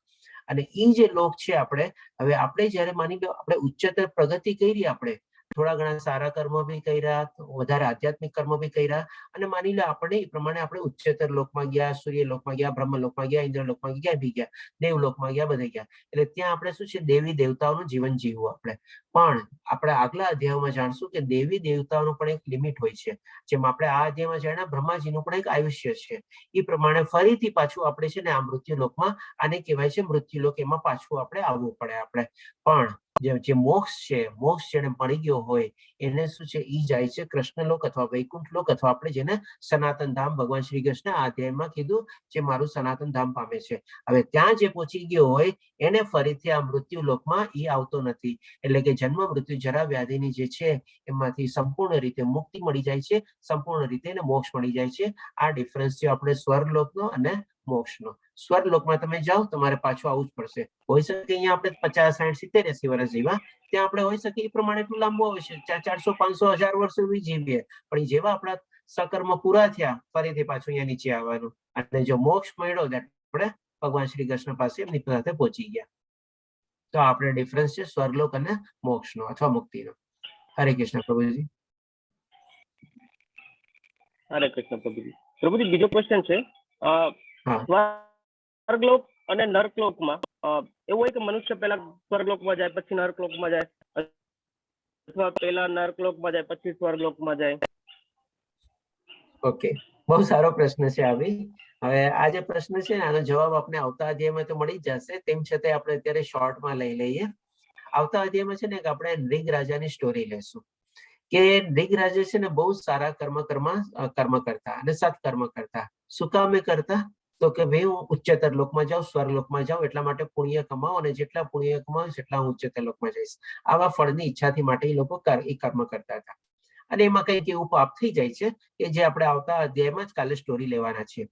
જયારે થઈ જાય છે ત્યારે નૃગ રાજાને બી જયારે થાય છે મૃત્યુ, ત્યારે એમને પણ છે ને એક પ્રશ્ન પૂછવામાં આવે છે કે ભાઈ તારા પુણ્ય કર્મ અથવા તો સકામ કર્મ અથવા તો જે પ્રમાણે તું ઉચ્ચતર લોક માટે કર્મ કરવા માટે પ્રયત્ન કરતો હતો, એ તો ઘણા બધા છે, તે ઘણા બધા કરેલા છે, પણ તે થોડા ઘણા પાપ કર્મ બી કરેલા છે. તો હવે બોલ, તને હું ઓપ્શન આપું છું, તારે પેલા નરકમાં જવું છે કે પહેલા તારે સ્વર્ગલોકમાં જવું છે? ત્યારે નિગ્રજા શું કહે છે એને કે એક કામ કરો, પેલા મને પાપ કર્મનું મને ફળ આપી દો, મને તમારે જે મારા નીચેતર લોકમાં કે જે પ્રમાણે નીચલી યોનિમાં કે અથવા જે પ્રમાણે મારા કર્મની ગતિ એ પ્રમાણે આપો. એટલે એ પ્રમાણે પેલા એ પોતાના કુકર્મોને ભોગવે છે. એટલે કે માટે એનો ઢેડ ગરુડનો જન્મ થાય છે, આગલો જન્મ. એટલે કે એ પ્રમાણે થાય છે. પછી ઢેડ ગરુડોમાંથી એને મુક્તિ મળે છે અને એ પ્રમાણે પછી એને મોક્ષ મળે છે. તો ક્યારેક ક્યારેક એવી કોઈ આત્મા હોય એને ઓપ્શન મળી શકે. બાકી અધરવાઇઝ તો શું છે, એ ભગવાન શ્રી કૃષ્ણ ડિસાઈડ કરે છે કે ભાઈ આપણા કેવા કર્મો હતા, કેવી આપણને કોને ખબર આપણે આવતા યોની મનુષ્યની બી આવશે કે નહીં આવે. પાપ કર્મ વધારે કર્યા હશે તો એવી નીચલી યોની આવશે કે જે આપણે એક્સપેક્ટ બી નહીં કરી હોય, અને આપણને ખબર બી નથી પડવાની કઈ ટાઈપની યોની આવી. કૂતરા, બિલાડાની, ઢેઢ કોઈની પણ આવી શકે. અને એવા કોઈ કર્મ હશે તો મનુષ્ય યોની બી આવી શકે, અને ઓર સારા કર્મ હશે તો કદાચ મુક્તિ અથવા મોક્ષ બી મળી શકે. હરે કૃષ્ણ પ્રભુજી. Is that clear? હરે કૃષ્ણ. નમસ્કાર પ્રભુ. ઓકે, ચાલો બીજા કોઈ પ્રશ્ન? તો કાલે ફરીથી મળશું આપણે. કાલે 5મો અધ્યાય છે કર્મયોગ, ફરીથી આપણે લેશું. હરે કૃષ્ણ. હરે કૃષ્ણ. જય શ્રી કૃષ્ણ પ્રભુ. હરે કૃષ્ણ પ્રભુજી. હરે કૃષ્ણ. કોટી પ્રણામ. હરે કૃષ્ણ, જય શ્રી કૃષ્ણ. હરે સર્વને. કૃષ્ણ. હરે કૃષ્ણ. હરે કૃષ્ણ.